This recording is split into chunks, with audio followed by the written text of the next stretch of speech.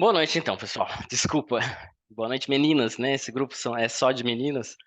Me desculpem até por entrar nesse ambiente estritamente feminino do brechó, mas agradeço o convite pela Elma ali, né? A Elma entrou em contato comigo, infelizmente ela não vai poder participar, mas é um prazer estar com vocês aqui pelo fato de a gente ter a oportunidade de conversar um pouquinho sobre essas questões, como eu disse antes, né, da gente começar a gravar aqui. O que a Ilma comentou comigo é que havia um interesse muito grande para a gente falar sobre. Só uma dúvida, tem um Valmir pedindo para entrar aqui. Tem homem também no grupo? Posso permitir? Não sei quem é, não sei como esse link chegou até ele. Vocês se importam? É que, é que Oi, tava falhando. eu coloquei no grupo. Tá no Eu grupo? coloquei, Posso? eu coloquei no grupo. Eu acredito que são colegas que estão entrando para ouvir. Então tá bom. Então, quando a Elma me falou, ela comentou sobre regimes de previdência, regime próprio de previdência. Então, né, muitos que me conhecem aqui sabem que eu trabalho com investimentos hoje dentro de um banco de investimentos. A ideia, pelo que ela me falou, não era especificamente essa. Se eventualmente tiver alguma dúvida, a gente conversa também sobre isso. Mas o que assim, as preocupações que ela me trouxe com relação ao regime próprio, muita gente ignora as regras do regime próprio, dos regimes próprios, porque são, né, o regime próprio tem várias regras diferentes a depender de quando a gente entrou na carreira pública. Eu digo a gente porque eu ainda, né, me sinto dentro, fiquei 25 anos no serviço público, não são 3 anos fora dele que me fazem me sentir fora ainda. E tá, a gente fala um pouquinho depois sobre algumas, né? Tô vendo aqui a mensagem da Keila. A gente fala algumas opções aí, né, de como até resolver essa situação dos regimes de previdência.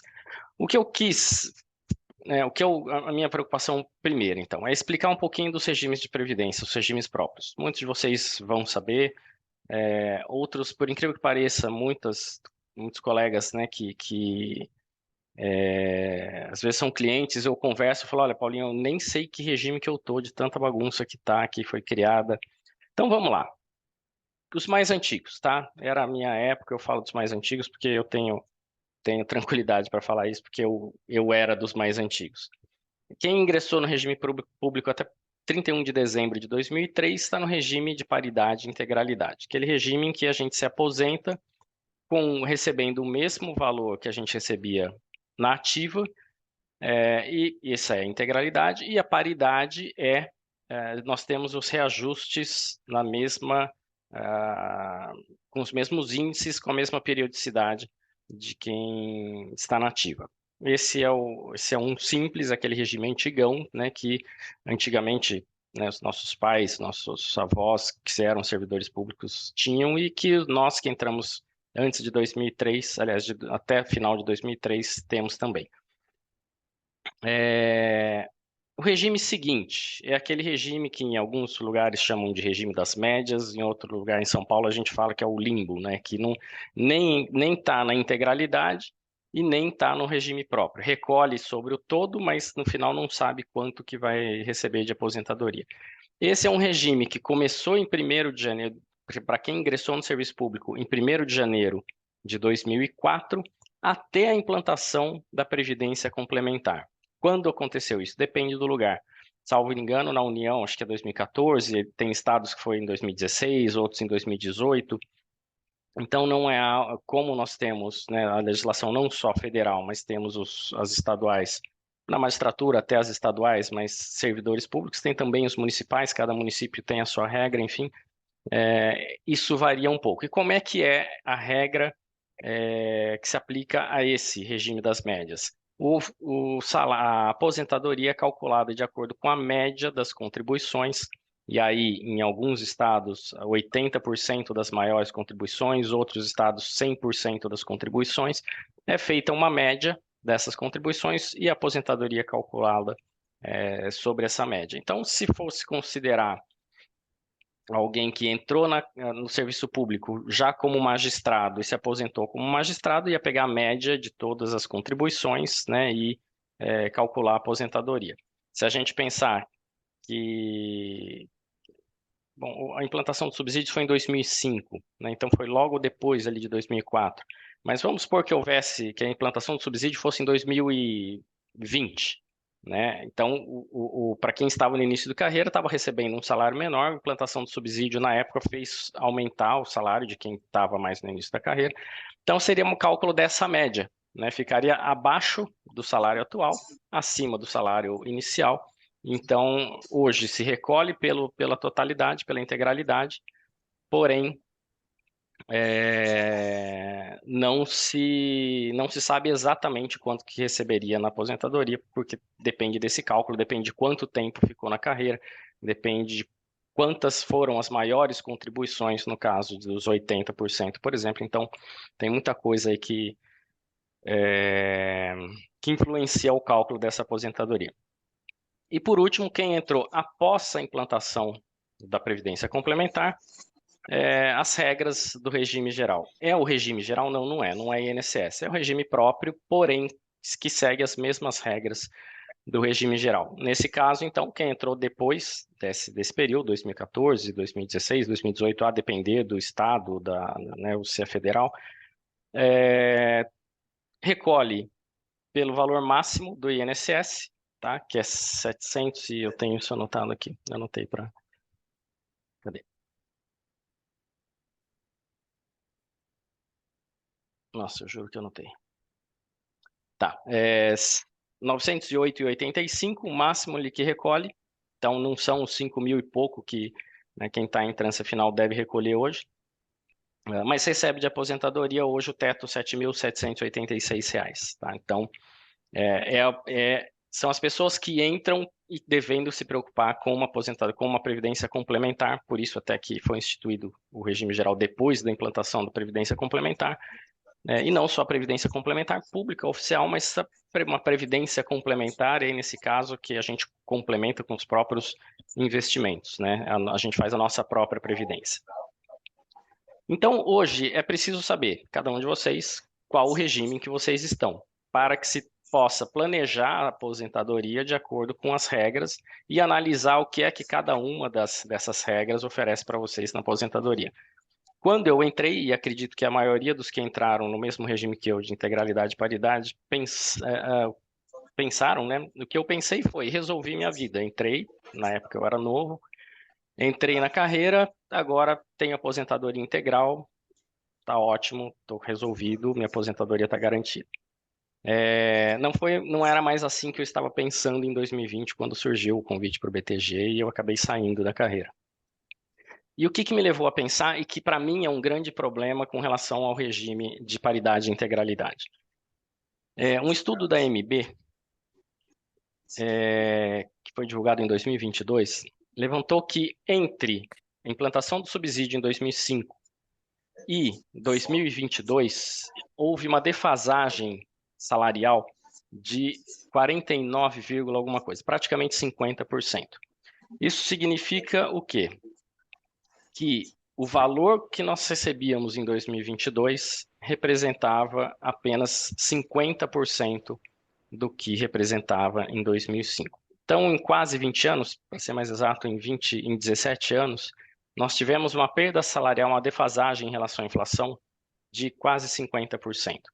Quando eu saí da carreira, eu recebia aqui em São Paulo líquido, e aí na época ainda nem auxílio saúde a gente tinha, tá? Então ainda tinha que pagar o plano de saúde, a Pamages, etc. Eu recebia 22 mil, mais ou menos, líquido.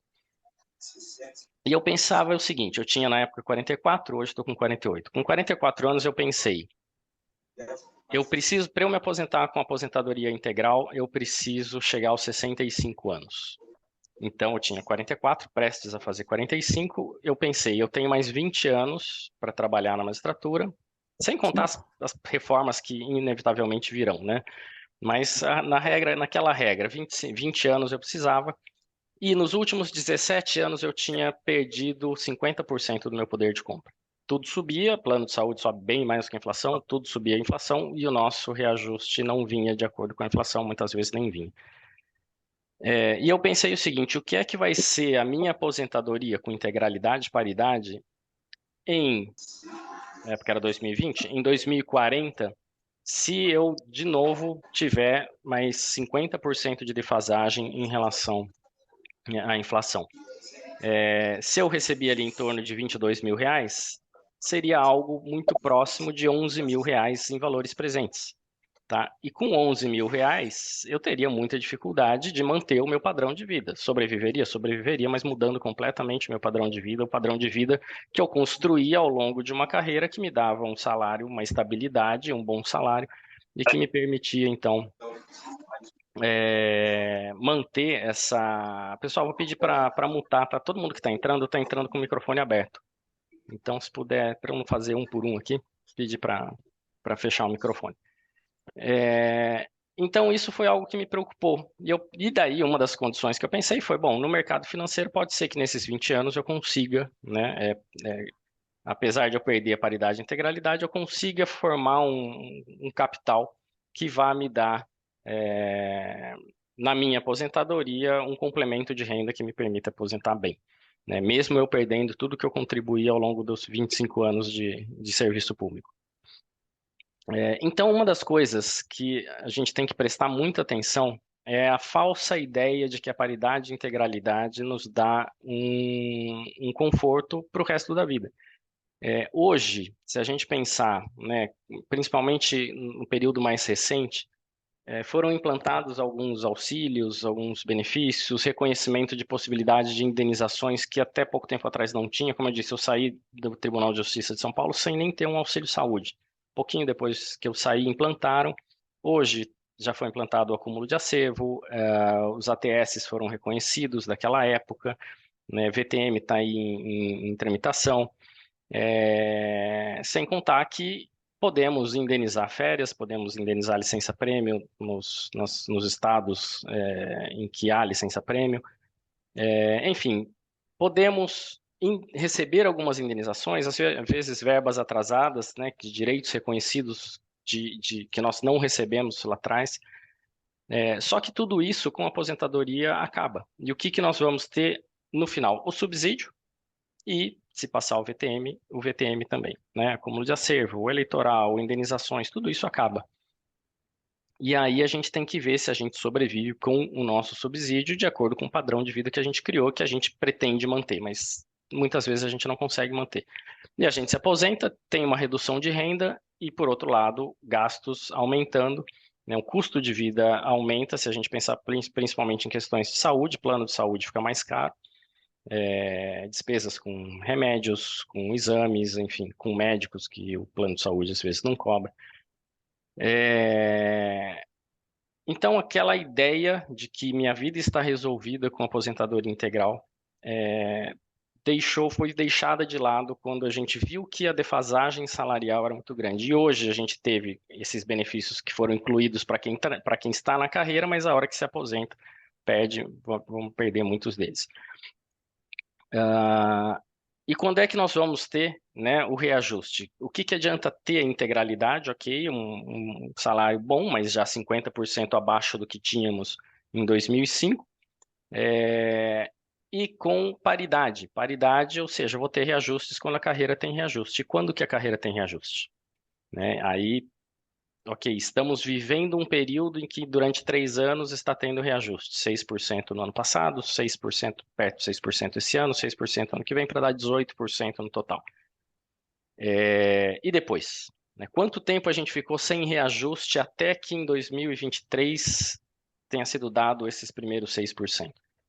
Eu lembro que de 2016 a 2023 foi dado um único reajuste de 16% em 2018, junto com a exclusão do auxílio moradia. Na verdade, esse reajuste foi calculado em 16%, e apesar da defasagem ser muito maior, por quê? Porque recebíamos o auxílio moradia e então já que nós vamos excluir o auxílio moradia, vamos dar um reajuste equivalente ao auxílio moradia. Só que o auxílio moradia era verba indenizatória, o salário não é, incidiu o imposto de renda, então o único reajuste que teve entre 2016 e 2023 foram esses 16% que reduziram o nosso salário líquido.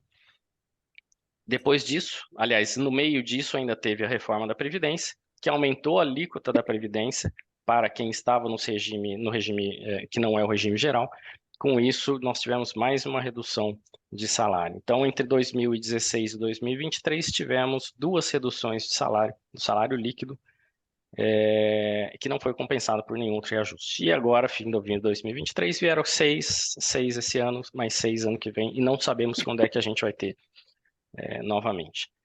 Então, daí surge o primeiro ponto, né? O problema é que quem está nesse regime geralmente são os mais velhos, é que já não tem mais tanto tempo de carreira pela frente. Se bem que eu teria mais uns 20, muita gente tem, né, perto disso ainda pela frente, então ainda dá tempo de fazer bastante coisa, mas a gente não tem os 30, 40 anos de quem está entrando na carreira agora. E esses estão no regime geral, entram com as regras do regime geral, e vão ter que se virar para... Se virar não, tem muito tempo pela frente, dá para acumular, basta ter disciplina para chegar lá na frente com um valor bastante razoável, 5, 7, 8 milhões, por exemplo, que gera uma renda mensal, né?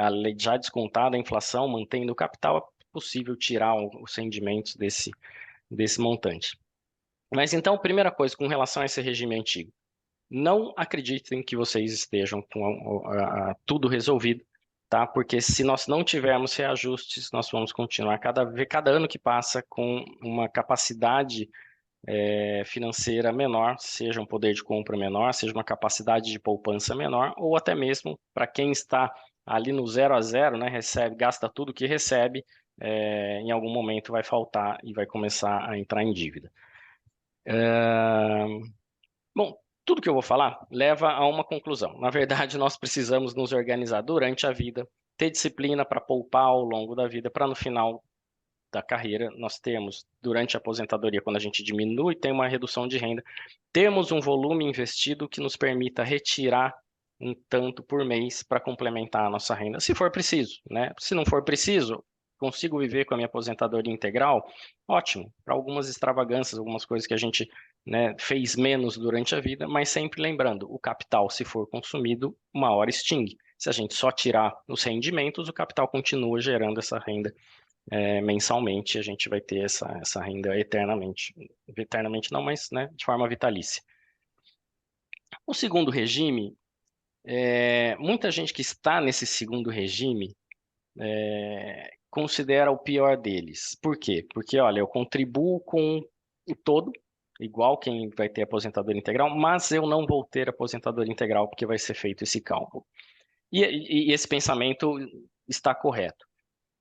Mas não necessariamente é o pior regime. E aí eu digo por quê. Esse regime das médias, o valor da aposentadoria é calculado pelas médias, porém, o reajuste não a gente, né, quem está nesse regime não tem paridade nem integralidade, então não tem integralidade, o cálculo é feito pela média, mas também não tem paridade, ou seja, ele não fica esperando o reajuste de quem está na ativa para ter o seu próprio reajuste. Esses reajustes são feitos, para quem está nesse regime, são feitos de acordo com as regras do INSS. Aqui em São Paulo, esse reajuste, segundo a lei, é pelo IPC, praticamente a inflação. O que isso significa? Que quem se aposenta nesse regime vai ter uma aposentadoria inicial menor, porém com reajustes anuais pela inflação. Se quem está na ativa tiver reajuste a cada 5 anos, que nem vai cobrir a inflação, pelo menos essa é a regra que a gente tem visto, quem se aposentar com reajustes anuais vai ter um benefício que quem está na ativa, que quem aposentou com paridade não vai ter. E esses reajustes anuais ao longo de 5, 10, 15, 20 anos vai dar um aumento que quem está na integralidade e paridade não vai ter.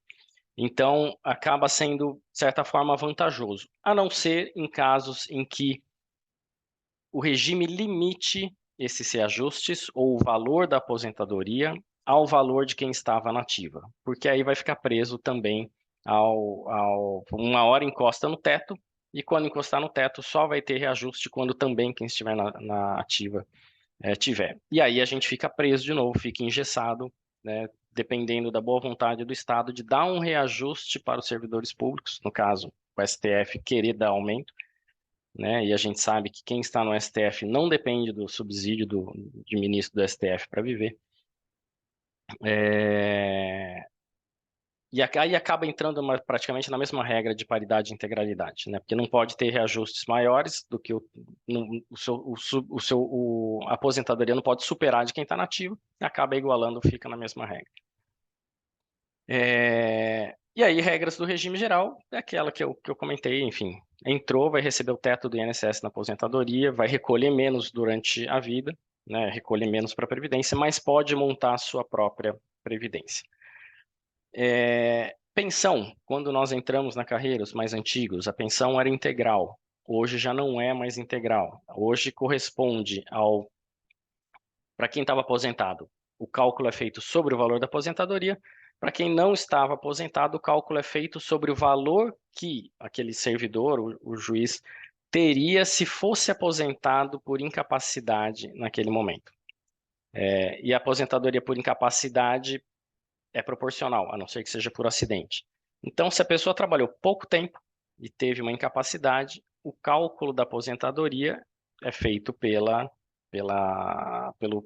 tempo ali que recolheu, né, é proporcional, e a pensão também seria proporcional. E aí a gente entra em mais um ponto. A pensão não é integral. A pensão é 50%, uma cota familiar, mais 10% para cada um dos pensionistas. Antigamente era integral. Isso se aplica a todos, inclusive para quem estava no regime de integralidade e paridade. Ou seja, se uma pessoa casada com 2 filhos falece, os pensionistas vão receber 80% daquela aposentadoria que o servidor da ativa teria direito, ou se era aposentado, a aposentadoria dele. 50% da cota familiar, mais 10%, por exemplo, para a esposa e mais 10% para cada um dos 2 filhos. Os filhos, completando a maioridade, perdem direito aos 10% e esses 10% não revertem aos demais. Tá? Se a esposa, nesse caso, nesse exemplo que eu estou dando, tinha mais de 44 anos, para ela vai ser vitalícia 60%, a cota familiar mais os 10 dela. Se não tinha 44 anos ainda, vai ser temporária a pensão. Tá? Segue as regras do INSS e isso também no regime próprio. Então, aquele conforto também que a gente tinha. Se eu morrer, estou no regime de aposentadoria integral, ok, minha família está preservada, já não está mais tão preservada. Tá? Os filhos um dia param de receber. Antigamente, bem antigamente, né, a mulher, se não casasse, recebia de forma vitalícia, a filha recebia de forma vitalícia, hoje já não é mais assim. Né? E mesmo o cônjuge vai receber no máximo 60%, pode ser vitalício dependendo da idade, mas pode até ser por um tempo determinado. Então, todo aquele conforto que a gente tinha, seja com relação à nossa aposentadoria, seja com relação à nossa família através da pensão, deixou de existir, ou pelo menos já não é mais tão confortável como era antes. Daí, o governo vem e oferece a possibilidade de migração. A União já permitiu, né, para os trabalhistas, para os federais, isso já é possível, para os distritais, né, de Brasília ali, que não são nem estaduais, nem exatamente, mas estão submetidos ao regime, às regras dos federais, eles já tiveram essa possibilidade de fazer essa migração, a migração para o regime geral, né, para as regras do regime geral, e vários estados já estão fazendo isso. A tendência é que todos os estados façam, cada um no seu ritmo, né, mas alguns estados já começaram, já estão permitindo, já estabeleceram as regras para o benefício especial. O que é o benefício especial, para quem não sabe? É a compensação em relação a tudo que foi recolhido ao longo da vida.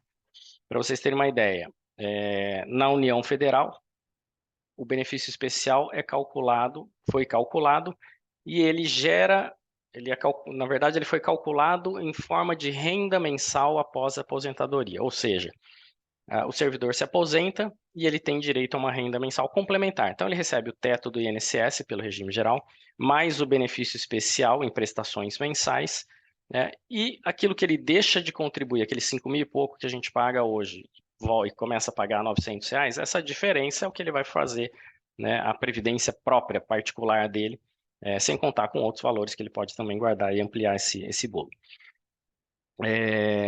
Então, na União Federal, prestações mensais. Em alguns estados que eu já tive conhecimento, está se cogitando de fazer o benefício especial com a devolução imediata, em uma vez ou parcelada, mas, enfim, sei lá, em um ano o servidor recebe tudo que tinha para receber, né? Tudo que contribuiu, ele recebe de volta através de um cálculo, enfim, aí cada um tem o seu próprio resultado ali, mas essa é a regra em alguns estados. E aí você consegue, caso você migre, você recebe o equivalente de uma vez só, né, ou parcelado, mas enfim, em um ano, por exemplo, no máximo um ano.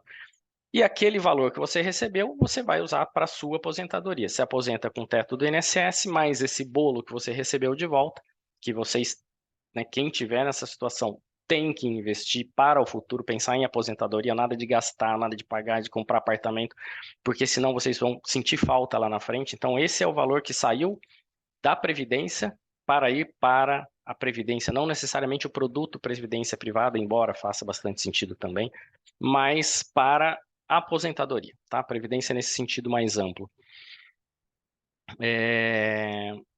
Então, muita gente me pergunta, migro ou não migro? E aí, claro, depende das condições de cada um. Mas uma das coisas que hoje eu faço questão de falar é isso. Daqui 20 anos, o que você quer para você? Né? Será que uma aposentadoria com paridade e integralidade realmente é o melhor, considerando que não tem reajustes anuais? Né? A aposentadoria nesse esquema que eu falei que a União Federal fez, prestações mensais, o cálculo do benefício especial, o servidor já tem ideia, né, ele já recebe, e nesse contrato já vem uma cláusula de reajuste anual. Então, ele vai ter o reajuste anual do teto do INSS, mais o reajuste anual do benefício especial, e os investimentos que ele faz estão sendo remunerados também, né, diariamente e anualmente. Então, você sai de algo congelado e que você depende do Estado para ter um reajuste, para algo que é reajustado anualmente.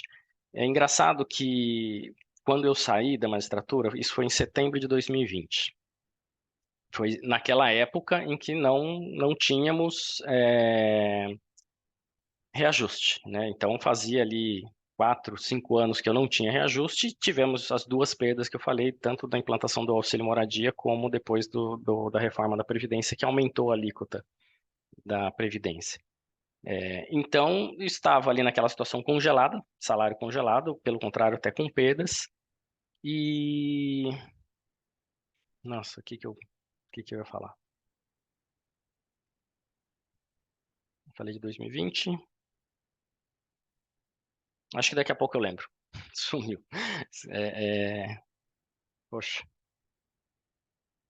Falou que não estava tendo grandes ganhos na magistratura quando você saiu, não estava tendo Ah, sim, não, estava porque no falando dos INSS reajustes. Boa, boa, foi. Mari.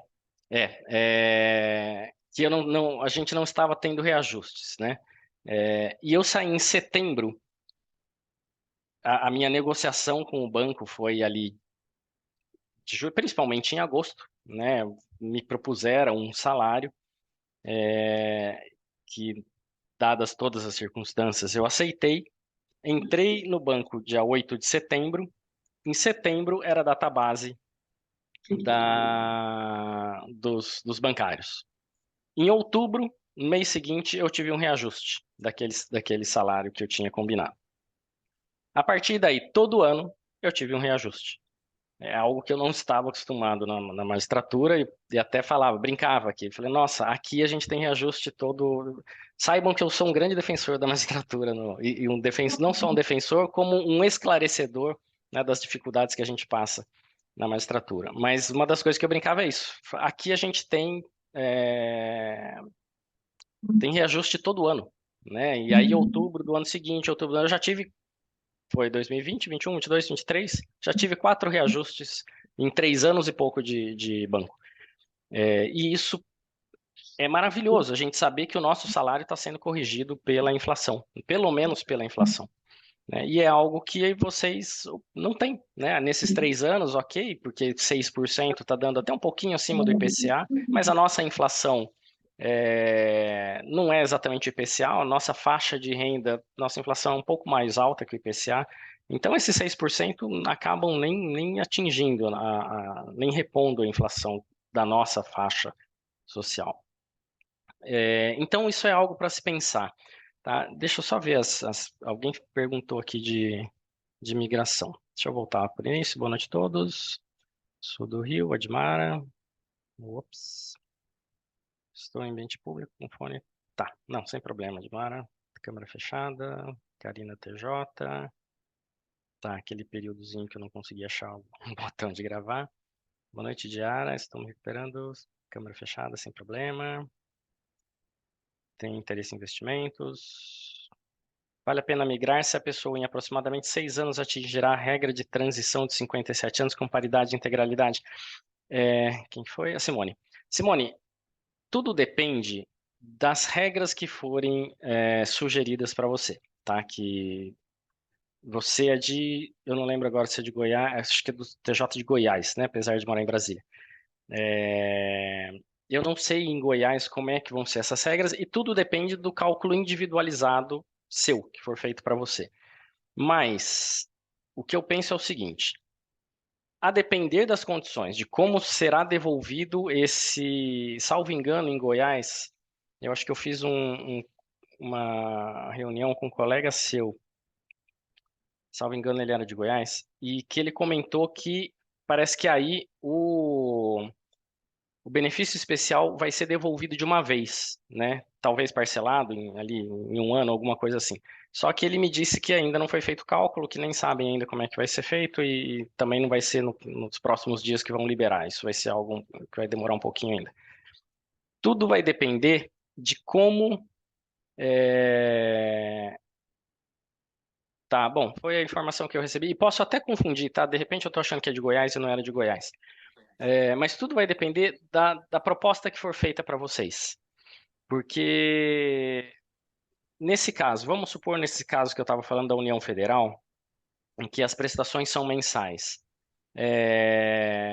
Se for prestação mensal, e se o cálculo do seu benefício especial, né, eu coloquei ali o salário, o teto do INSS hoje é 7.800 e alguma coisa. Vamos supor que pelo tempo de trabalho que você tem, o cálculo que fizeram, te dá um 7.786. Te dá um benefício especial de, vamos supor aí, vou exagerar, tá? Para ficar mais fácil o entendimento. Te deu um benefício especial de 20 mil reais. Aí você vai ter 20 mil reais de benefício especial, mais esses 7.800 e pouco do teto do INSS, isso já dá 27 mil e alguma coisa. E mais o que você vai conseguir guardar ou já tem guardado. Só que com a vantagem de ter o reajuste anual, tanto no benefício especial, como no teto do INSS, como nos investimentos que você fizer, né, ele vai ser remunerado ano a ano, dia a dia, mês a mês ali.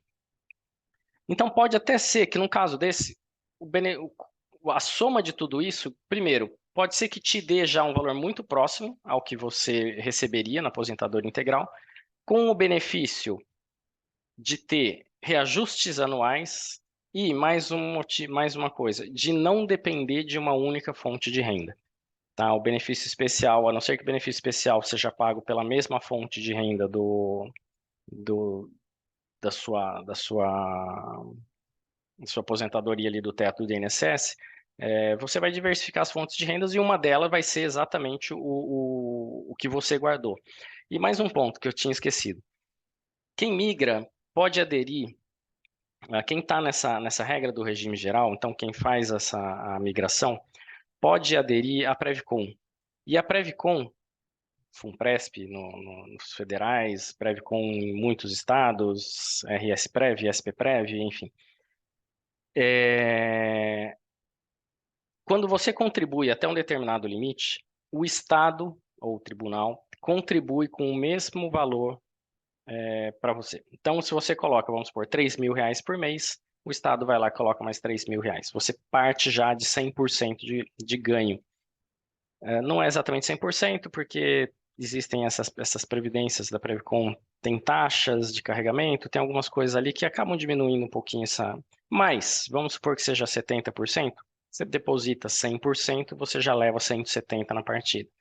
Tá? Então, isso ao longo do tempo também te dá um valor maior do que se você simplesmente pegasse aquela diferença do que você está recolhendo a menor e investisse. Tá? No investimento, você vai, vamos supor, ganhar 10% ao ano, ali na Previcon, você já ganha 70 lá na largada. Aí muitos dizem, e isso eu concordo, a gestão dessas previdências complementares não é tão legal, porém, sim, se eles seguirem perto do CDI, você ganhando perto do CDI uma previdência conservadora, não é tão ruim também, ainda mais se você tendo essa contrapartida. E por outro lado, isso não impede que você faça outras previdências ou outros investimentos menos conservadores fora da Previcon, né? E assim, se você quiser fazer uma carteira mais balanceada, você consegue as duas coisas. Mantém a parcela mais conservadora numa Previcon que te dá 100% logo na largada, mas pode fazer outros investimentos também fora da Previcon. Então, ainda tem essa vantagem de você colocar alguma coisa na Previcon e ter aí já de cara um ganho, que é a contrapartida do Estado nessas previdências. Então, eu acho que, assim, primeiro de tudo, tem que ver quais as condições, as suas condições individuais e o que você pretende lá para frente. Eu lembro que, salvo engano, no Rio Grande do Sul, foi o último curso que eu dei de investimentos, ainda na carreira, dias 11 e 12 de março, se eu não estou enganado, de 2020. Quando eu viajei, já tinha muita gente usando máscara, foi o começo ali. Eu voltei de viagem do Rio Grande do Sul e suspenderam as aulas, trabalho, tudo presencial. E naquela época se discutia, eu vi que a Vera entrou aqui, ela estava lá também. Naquela época se discutia, porque o governo do Rio Grande do Sul já estava permitindo a migração, só que a questão do benefício especial ainda estava sendo discutida, mas as pessoas podiam, quem quisesse podia migrar sem ter benefício especial. Né? Numa situação dessa, se fosse essa, não faria, eu diria para você, não faz sentido, tá? Você abriria mão de tudo que você contribuiu. Hoje lá já mudou, parece que as regras já são diferentes, mas então depende das condições. Se for um benefício especial muito baixo, talvez seja o caso de permanecer com a integralidade de paridade. Se for um benefício especial com cláusula de reajuste anual elevado, o que você já esteja muito próximo daquilo que você teria na sua aposentadoria, mas com a cláusula de reajuste anual, eu acho que valeria a pena. Tá? Então, mas não dá para dizer de forma genérica. Realmente isso tem que ser feito individualmente, analisando caso a caso, com cada um dos cálculos que forem feitos, tá? Não dá para responder de forma genérica, realmente. E ainda pensando nessa questão dos regimes, né? Dos diferentes regimes próprios, que é tudo regime próprio, mas enfim, das diferentes regras. Como eu disse, quem migra ou quem já entrou no regime geral, nas regras do regime geral, e tem o teto do INSS, tem que se preocupar, primeiro, com quanto vai ter lá na frente, porque o volume investido vai ser, ou enfim, o patrimônio que seja gerador de renda. Tem gente que trabalha com gado, tem gente que tem um monte de imóvel, recebe aluguel dos imóveis. Enfim, o patrimônio, né? O valor que vai gerar, a renda que vai ser gerada desse patrimônio, vai complementar essa aposentadoria de vocês. Então, esse é um ponto, pensar realmente no futuro. Segundo, se a gente está no regime geral e sofre um acidente ou, enfim, fica incapacitado, isso nos leva à aposentadoria por invalidez, nós vamos receber o teto do INSS. Imagine, de repente, alguns de vocês com 35, 40 anos de idade e sofre e ficam inválidos permanentemente, não podem mais trabalhar e passam a receber o teto do INSS, 7.800 e alguma coisa. Vocês, de uma hora para outra, deixam de ter um salário que era razoável, que vocês contavam que receberiam ainda mais 30 anos, por exemplo, e daria tempo para formar aquele colchão, né, de aquele patrimônio lá na frente, e de repente tudo isso acaba e vocês incapacitadas não conseguem mais trabalhar, nem na magistratura, nem fora dela, deixa de gerar renda, recebe 7.800 e ainda, muito provavelmente, vai ter um aumento de despesas, a depender da incapacidade, principalmente se tiver que fazer, se tiver que ter acompanhante, enfim, se tiver que pagar uma estrutura de, por exemplo, de home care, né? Às vezes os gastos podem ficar ainda maiores e a redução do salário, a renda diminui aí para um terço do que vocês recebiam. Isso nos leva a pensar o seguinte: quem faz a migração tem que se preocupar com o seguro no mínimo com o seguro de incapacidade, tá? Porque é o seguro de incapacidade que vai dar esse conforto caso aconteça alguma coisa, que a gente não quer que aconteça, mas enfim, a gente protege o carro, protege a casa e muitas vezes a gente não faz seguro, né, pra gente. E, assim, nem acho que seja só para quem está no regime geral, mas principalmente para quem está no regime geral. Porque a aposentadoria por incapacidade, a não ser por acidente, ela é proporcional também. Por acidente é 100%, mas se não for por acidente é proporcional. Então isso pode acontecer inclusive com quem está em regimes mais favoráveis de ter uma redução de renda no caso de incapacidade. Então, seguro para incapacidade é algo que vocês devem prestar atenção, principalmente quem está no regime geral, né? Seguro de vida para aqueles que prezam muito a proteção familiar, por conta hoje da pensão, a pensão já não ser mais integral, né? Ela é calculada de uma forma que já é inferior à aposentadoria, a não ser que a pessoa já estivesse aposentada, e ainda assim é por cotas, e essas cotas cessam à medida em que os menores se tornam maiores, e se o cônjuge tiver uma idade abaixo de 44 anos, para ela uma hora cessa também. Então, um seguro de vida faz mais sentido no momento em que a gente vê que as pensões já não são mais tão boas como eram na época em que nós entramos, nós, os mais antigos, entramos. E quem entrou no regime geral já está, né, nessa situação mais grave de se aposentar ou se falecer, a pensão vai ser calculada, né, por cotas, 50 mais 10% para cada dependente, sobre o teto do INSS, ou seja, a família ficaria desamparada, tá? Então, seguros voltam a fazer bastante sentido. As previdências complementares muitas vezes têm alguma coisa assemelhada a seguro, que não é exatamente o seguro, então a Funpresp tem lá o CAR, uma cobertura adicional de risco, a Jusprev, que não é obrigatória, tem como se fosse uma pensão mensal, é um valor que mensalmente é pago aos beneficiários indicados. Não são exatamente seguros, mas ajudam. Então, o que eu aqui no banco costumo fazer, tá? Numa reunião, a gente faz um levantamento de planejamento financeiro, né? Mais do que assessoria de investimentos, de planejamento financeiro realmente. E planejamento financeiro, só para vocês terem uma ideia, né? A assessoria de investimentos é apenas uma das competências do planejador financeiro. A gente analisa a questão sucessória, a questão tributária, questão de aposentadoria, né? Planejamentos de aposentadoria, de sucessório, e os investimentos a gente vai adequar, vamos ver os objetivos financeiros de cada um dos clientes, o que eles pretendem no curto, médio e longo prazo, enfim, vendo tudo isso, questão familiar, se tem uma renda boa, se é cônjuge trabalha, se não trabalha, quantos filhos tem, quantas faculdades vai ter que pagar, em que época que vai pagar. A gente analisa tudo isso para direcionar os investimentos, né? Os investimentos mais adequados, a fim de que a gente consiga, na maior parte das vezes, atingir aqueles objetivos que a gente propõe. Então, ao analisar, ao conversar com o cliente, eu sempre chego, uma das coisas que eu vou tocar no assunto, a não ser que o cliente tenha pavor disso, alguns têm, mas a maior parte toca bem essa conversa, é exatamente o planejamento sucessório, ainda que a pessoa tenha 30 anos, né, de vida. E no planejamento sucessório, a gente coloca também essa questão, né, do conforto que se dá à família, sem contar questões de inventário, custos e tudo mais.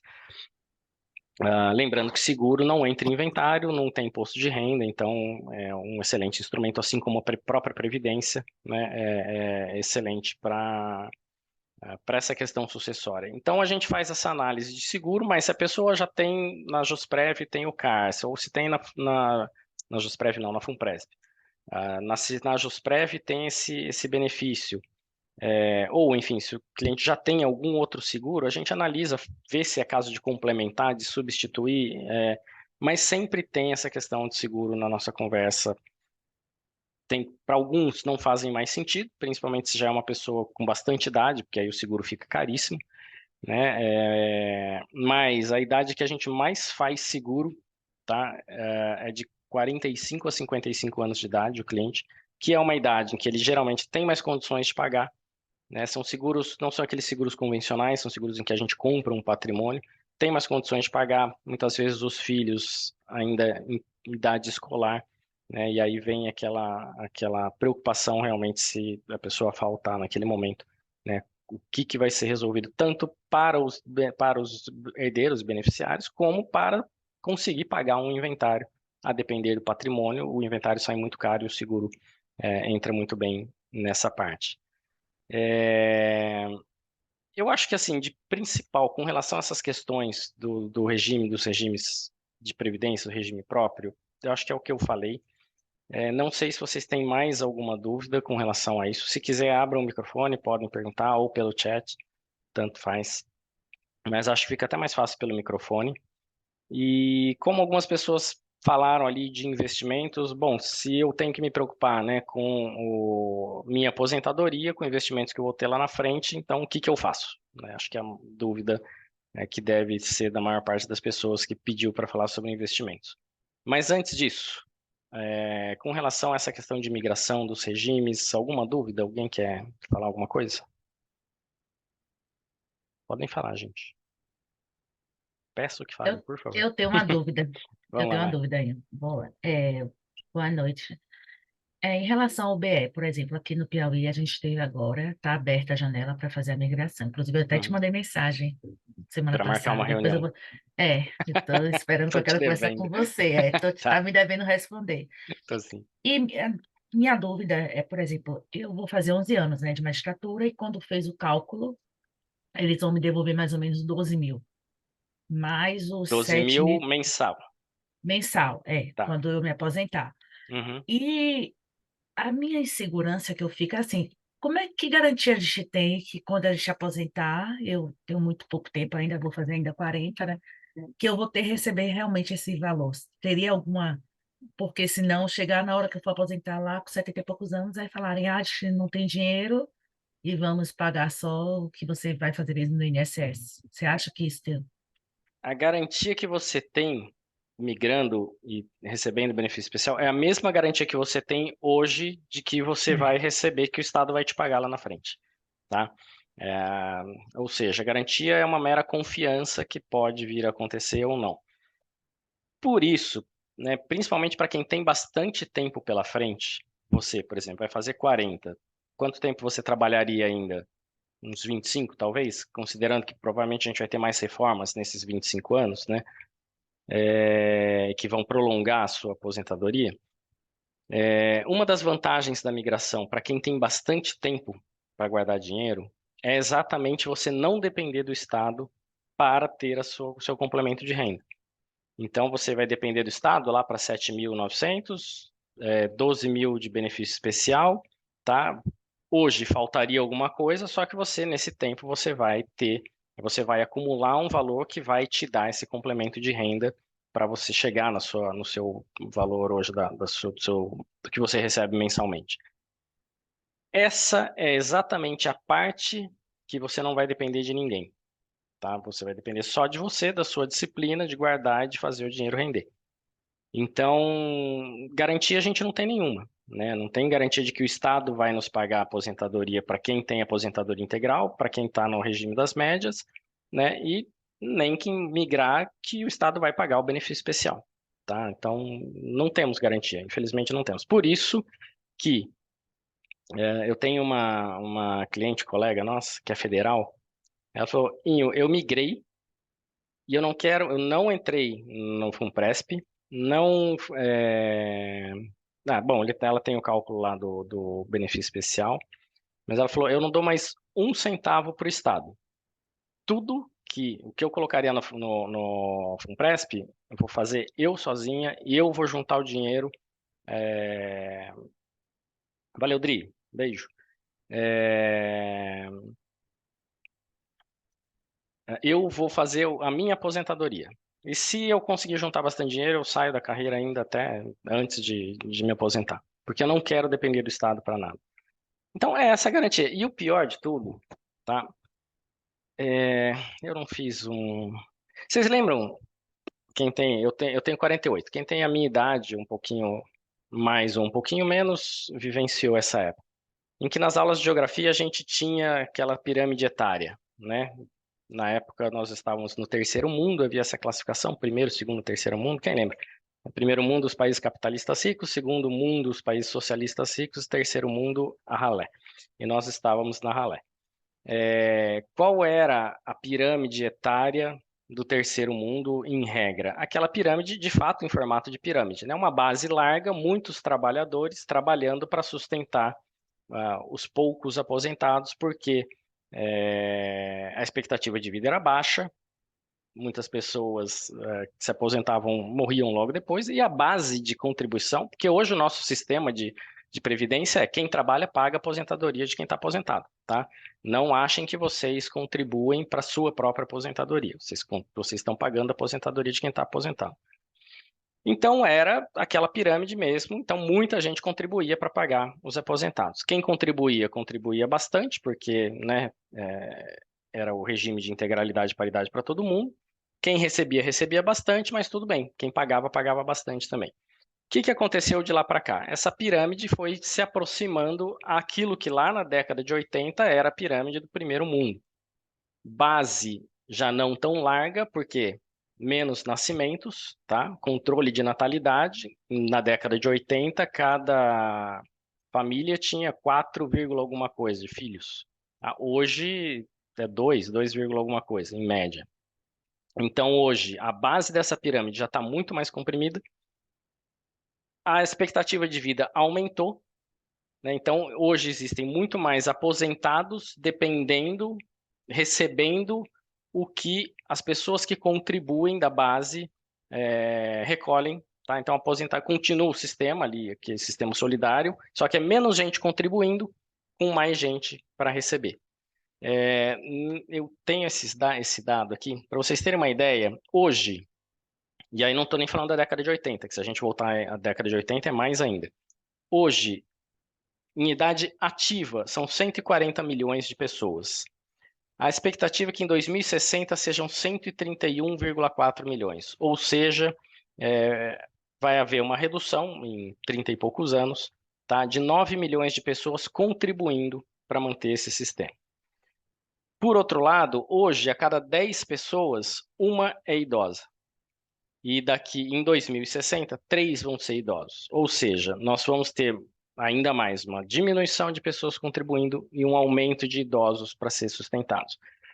Então, a conta não fecha, né? Porque cada vez mais tem menos gente contribuindo para mais pessoas recebendo a aposentadoria.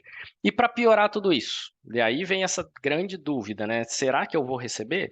Vamos torcer, mas daqui 20, 30 anos, não sabemos. Por quê? Porque hoje nós temos uma grande turma de aposentados, todo mundo que está aposentado hoje está ainda no regime de paridade e integralidade, servidores públicos, só que quem contribui hoje, uma boa parte já está no regime geral. Ou seja, além de ter menos gente contribuindo, esses que contribuem estão pagando menos. E daqui 10 anos vão ser mais 10 anos de novos servidores pagando menos e mais 10 anos de aposentados recebendo aposentadoria integral, porque os que estão se aposentando ainda estão se aposentando com integralidade e paridade. Então, que garantia a gente tem? Não temos. Tá? Temos que torcer realmente para as coisas darem certo, para o governo, seja federal, seja estadual, colocar dinheiro e bancar essa diferença e eles terem dinheiro, né? Na verdade, a responsabilidade eles têm por lei, mas se não tiver dinheiro, vai faltar, tá? Vai ter pouca gente contribuindo com valores mais baixos para pagar mais gente recebendo valores altos. Aí a migração, de novo, pode fazer sentido, Porque se você tem dúvida se vai receber o benefício especial, imagina, né, aposentadoria integral, paga por um único ente, federativo, estados ou União. A Adriane saiu dizendo que estava desesperada, né? E eu acho que é para realmente, tá, não desespero, mas para a gente pensar realmente em tudo que diz respeito a essas questões, tá? Porque alguns de vocês já tiveram a oportunidade de migrar, outros estão tendo agora, outros um dia virão a ter, quando os estados que ainda não fizeram isso fizerem. Não deixem de pensar. Outro dia eu fiz uma reunião também com, acho que era um casal de colegas, ou ele juiz, ela defensora, alguma coisa assim. É que eu fiz tanta reunião esses dias. Mas enfim, eram servidores, os dois eram servidores. E uma das coisas que eles falaram é: eu estou no regime de aposentadoria integral, não quero nem pensar nisso, não vou nem ver a integralidade. E aí eu comecei a ponderar todas essas questões. E depois que eu ponderei tudo isso, ele falou: tá, eu vou estudar porque realmente está fazendo sentido. Não vou dizer que eu estou com a razão, até porque, como eu disse, depende do cálculo, né, o cálculo que é feito para cada um de vocês, de acordo com as regras de cada estado ou da União, mas não deixem de considerar essa hipótese, tá? Não é porque vocês estão no regime de integralidade e paridade que essa hipótese deve ser descartada de cara. Pode até ser o caso, mas não necessariamente vai fazer sentido descartar, tá? Pode ser que seja, principalmente pensando naquela questão do reajuste anual, pode ser que faça mais sentido ainda. Você já migrou ou já dançou, né, Mari? Ou não? Não, tô brincando, não dançou, né? Eu acho que na maior parte dos casos, eu acho que vai valer a pena migrar. Mas, claro, como eu disse, tem que ver as regras que vão ser oferecidas para vocês. Mais alguma pergunta Oi, com relação Oinho, aos temas? Diga. Oinho, boa noite, tudo bem? Quem que está falando? Não está aparecendo para mim aqui. Gisele, Oi, tá Gisele. escuro? Tudo jóia? Tudo jóia. Aqui de São Luís, do Maranhão. Então, o Opa. Maranhão ainda não se posicionou, Inho, a respeito dessa migração, aqui não há nenhum comentário a esse respeito. Então, Tá. eu, de fato, fiquei assim, surpresa acompanhando o grupo do Brechó, onde Uhum. alguns estados, inclusive o Piauí aí da Mariana, né, Sim. já está bem avançado nisso, e aqui não se fala nada. Bom, a grande questão que me chama a atenção, por exemplo, com 23 anos de serviço público, né? Certo. É, eu pergunto a você estava falando que hoje não é segurança, vamos supor, no meu caso, eu aí sou de 2001, antes da regra de 2004, né? Uhum. Então é com integralidade, né? Isso, E integralidade e paridade. paridade. Porém, vamos supor, faltando, meu salário não fica integral para os meus filhos, por exemplo? Não fica mais, Gisele. Depois da última Parece que até reforma, 24 anos, não é isso? então, mas não é integral. Como você é juiz estadual, depende das regras da última reforma do Maranhão. Porém, as regras gerais da União mudaram e geralmente elas são seguidas pelos estados. E hoje a regra são cotas. Então, você, quantos filhos você tem? 2. 2. Você está casada? Sim. Tá. Então, se você morre agora, o cálculo da sua pensão vai ser o seguinte: eles vão calcular o quanto você receberia se você se aposentasse por incapacidade nesse momento. E lembrando, não é incapacidade por acidente, então não é integral. Eles calculam esse valor. Qual seria a sua aposentadoria por incapacidade? Vamos supor que fosse 18 mil reais, tá? 18 mil reais. Eles vão ter direito a uma cota familiar de 50%, daria 9, e mais 10% para cada um dos pensionistas. 10% para o seu marido, 10% para um filho, 10% para outro filho. Tá? Então, eles receberiam 80%. Um dos filhos completou a maioridade, 21 ou 24, né, aí depende da regra no seu estado, perde 10%. Eles passam a receber 70%. A cota de 50, mais 10 para cada um dos dois remanescentes. O outro completou, menos 10. tá? E aí vai ser 60% para o seu cônjuge, 50% mais 10 para ele. Se ele tiver menos de 44 anos, nem vai ser vitalício essa pensão. Tá? Então, essa é a De regra. 44 fica quanto tempo? Só vai até quanto tempo? Tem uma tabela. Deixa eu pegar aqui. No Maranhão, a gente não ouve falar de mudanças previdenciárias assim, a não ser, claro, que aqui vai até os 24 mesmo anos para o caso de filho, né, de Tá. pensão, vai até os 24. Somente Uhum. isso. Tá. Deixa eu pegar aqui, tá nesse computador. Essa Mas eu tabela. achei interessante, enquanto você procura, o comentário que você fez a respeito de pagar um seguro por incapacidade, né? E também o seguro de vida, porque eu já não achava interessante lá atrás, mas hoje, depois dessa live aqui, eu vou começar bem a pensar com o Rogério. Uhum. É que você não está me vendo, agora você sabe quem é, né? Eu falei, Sim, não, Rogério? não, depois eu vi, é porque tava com um pin na minha imagem, então eu tava me vendo, eu não tava vendo você. Aí depois eu vi, o Rogério tá aí? Já mandou um Ah, é abraço que para ele. ele chegou agora, olha só. Ah, ele lá, faz tempo que eu não vejo. Lembro da carona que vocês me deram ainda, não esqueci nunca mais. Sou Sim. grato até hoje. Ah, prazer, quero te ver de novo em São Paulo. Vamos sim. Ó, a tabela, deixa eu consigo compartilhar com vocês. Cadê? Tá aqui.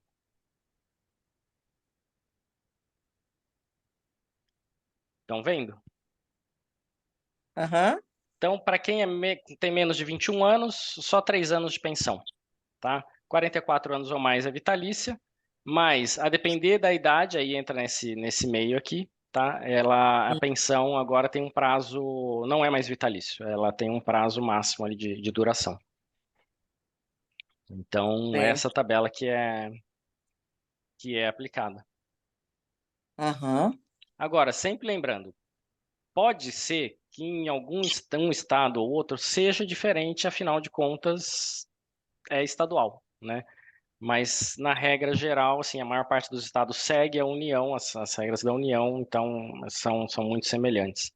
A Maria Cláudia já perguntado se em São Paulo já é possível migrar. Não, Maria Cláudia, a Pamajas até está correndo atrás, já entrou já fez pedidos na Assembleia, mas nada por enquanto aqui. Gisele, mais alguma dúvida? Não, não. Depois no privado que a gente tem que te procurar mesmo para fazer uma Pode, reunião. tá bom, pode procurar, vocês têm meu contato lá. Obrigada. Nada. Eu preciso desses 2 seguros. É. Tá, ó, pessoal, como eu disse, assim, eu tô aqui como amigo de vocês, embora muitos eu não conheça, né? Mas outros eu conheço e não só sou amigo, mas também até assessor, né? Muitos de vocês são clientes meus. A gente trabalha com seguro aqui, tá? Então não estou fazendo Uhum. propaganda do banco, mas enfim, se vocês tiverem interesse, a gente faz cotação. E uma coisa que é importante, tá? O Eu tenho seguro. interesse, já queria até que você fizesse dos 2 seguros, tá? Pra Tá, gente. depois você me chama no privado. E a gente. Uma coisa vamos, já que a gente vai falar um pouquinho de seguro. Não quero. Espera um pouquinho, antes de mudar de assunto. Mari, você levantou a mão aí. É porque a Dani Toledo, do TJ de São Paulo, Ah, está conversando aqui comigo, porque ela não ah, está conseguindo mandar mensagem. Aí ela perguntou, Mari, pergunta para ele, minha dúvida, entrei no regime das médias, começo de 2014, quem vai pagar essa aposentadoria? Porque fomos a raspa do tacho. E a Gisele falou uma coisa, eu também fiquei muito preocupada, Gisele, eu fiz o seguro, eu estou com o seguro, e uma das coisas que eu quero conversar com o Ian é justamente sobre o seguro, porque as minhas que estão no brechó, sabe, tem uma semana que eu perdi um amigo na magistratura, inclusive a mulher dele quer conversar com você, ele tinha migrado. A sorte, ele se afogou no mar, não tinha bebido, passou mal, enfim, nossa. 40 anos, a sorte é que ele tinha feito seguro. Uhum, E ela tem menos de 44, e é isso, vai receber só por 15 anos, o filho até de 21 anos, não é nem até, eu pensava que era até 24 para acabar a faculdade, e não, e é justamente essa questão aí, a sorte. E a Dani perguntou sobre isso. Minha dúvida, entrei no regime das médias, começo de 2014, CJ São Paulo. é, é, E um ano de MP de São Paulo, ela colocou aqui. tá. Mas entrou no regime das médias, né? De qualquer modo. Você vai entrar naquela situação. É Dani, né? Você vai entrar naquela situação. Ela tá me ouvindo, é isso? Não está conseguindo... Ela não está Tá, conseguindo mandar. É Dani Toledo, TJ de São Paulo. tá. Daniela. Tá. Então ela vai entrar naquele esquema em que a média dela, a aposentadoria dela vai ser calculada pela média das contribuições. Aqui em São Paulo é 100%, é média das 100% de todas as contribuições. E só que com o reajuste aqui em São Paulo, eu sei disso, o reajuste é pelas regras do INSS. Então, anualmente vai ter um reajuste pelo IPC. O que eu não me recordo exatamente, especificamente em São Paulo, é se tem a limitação ao valor, mas ao valor de quem está na ativa. Eu acho que tem, tá? Ou seja, vai chegar uma hora que você não vai ter mais reajuste, a não ser quando a carreira tiver, né, quem tiver na ativa tiver um aumento, aí você, com os reajustes anuais, você volta a encostar. Na prática, vai acabar dando o integral ou próximo do integral, né? Quem vai pagar isso? A gente espera que seja o Estado de São Paulo, mas sempre com essa questão. A pirâmide etária está mudando muito. Então, e quanto mais tempo passa, mais isso muda. Alguém tinha perguntado aqui, Daniela Ferro, perguntou se no Rio já é possível a migração. Daniela, eu acho que não, tá? Porque nenhum cliente meu do Rio de Janeiro falou sobre migração. Eu não estou a par, não estou acompanhando o que está acontecendo no estado do Rio, mas eu acho que não, porque ninguém tocou no assunto ainda comigo, tá? Só por isso que eu acho que não, mas se perguntar para o grupo de colegas, aí provavelmente alguém vai estar a par disso. Paulinho, sou das antigas, parece para mim CGM, não sei quem que é, mas vamos lá, sou das antigas e tenho aposentadoria integral. Tá, é Célia Moraes. Obrigado, Célia. Devo fazer seguro de vida para filhos ou devo pagar uma previdência? Preocupado agora com o futuro. Célia, vamos lá, você falou tenho aposentadoria integral. O que eu quero saber é você já está aposentada e recebe aposentadoria integral ou se você tem direito à aposentadoria integral? Eu tenho direito. Tá. E hoje, desculpa Não estou perguntar. aposentada ainda, mas já estou me preparando, né? Tá, e desculpa perguntar, é uma pergunta indelicada de um homem fazer para uma mulher, mas a gente tem que, como planejador financeiro, para responder a sua pergunta, eu tenho que saber qual a sua idade hoje. 66. Tá. E aí a sua preocupação, então, é com relação, deixa eu abrir sua pergunta aqui de novo. Devo fazer seguro de vida para os filhos ou devo pagar uma Ou previdência? faço seguro de vida ou faço uma complementar para deixar algum, sei lá, algum dinheiro Tá. guardado. Você está pensando, essa pergunta que você fez, você está pensando em sucessão, não em É, aposentadoria, é isso? não. Tá. Pela sua idade, 66, por isso também é a minha pergunta, um seguro para você já tende a ficar muito caro. Claro que assim, as seguradoras ainda fazem, mas tende a ficar caro, porque 66 anos já é uma idade que já está mais próxima, né, da expectativa de vida, e para a seguradora assumir esse risco, ela vai cobrar um valor mais alto por isso. Então, talvez o seguro não seja a melhor opção para você. Aí, nesse caso, mas assim, tem o lado positivo para o seguro também, já explico. Qual que é a vantagem da previdência? Se você fizer uma previdência no seu nome, uma previdência complementar, a previdência não entra no inventário. Então, assim como o seguro, os beneficiários recebem ali em 30 dias. Você indica quem são os beneficiários, comprovou o óbito, né? E a seguradora, porque é uma seguradora, paga o valor da sua previdência para quem você indicou. Vantagens e desvantagens, tá? O que você colocar na previdência é ali é o valor que eles vão receber. Isso é uma desvantagem, por quê? Porque se você for fazer devagarzinho, colocar um pouquinho por mês, vamos supor que você coloque R$ 1.000 por mês. Daqui 12 meses, daqui um ano, você vai ter R$ 12.000. Se você falecer daqui um ano, eles vão receber R$ 12.000, né? E além disso, eles vão pagar imposto de renda sobre o valor que eles receberem, porque na Previdência tem incidência de imposto de renda na sucessão. No seguro, não. Seguro, se você pagar, vamos supor, R$ 1.000 por mês, com uma cobertura, vamos supor, de R$ 200.000, e você morrer daqui um mês, você vai pagar R$ 1.000 e eles vão receber os 200 mil. Então é o que a gente chama de alavancagem em D0. Você paga pouco e no D0, no mesmo dia, no dia seguinte, você já tem direito àquele patrimônio. Você não, né? Mas o seguro já cobre aquilo lá.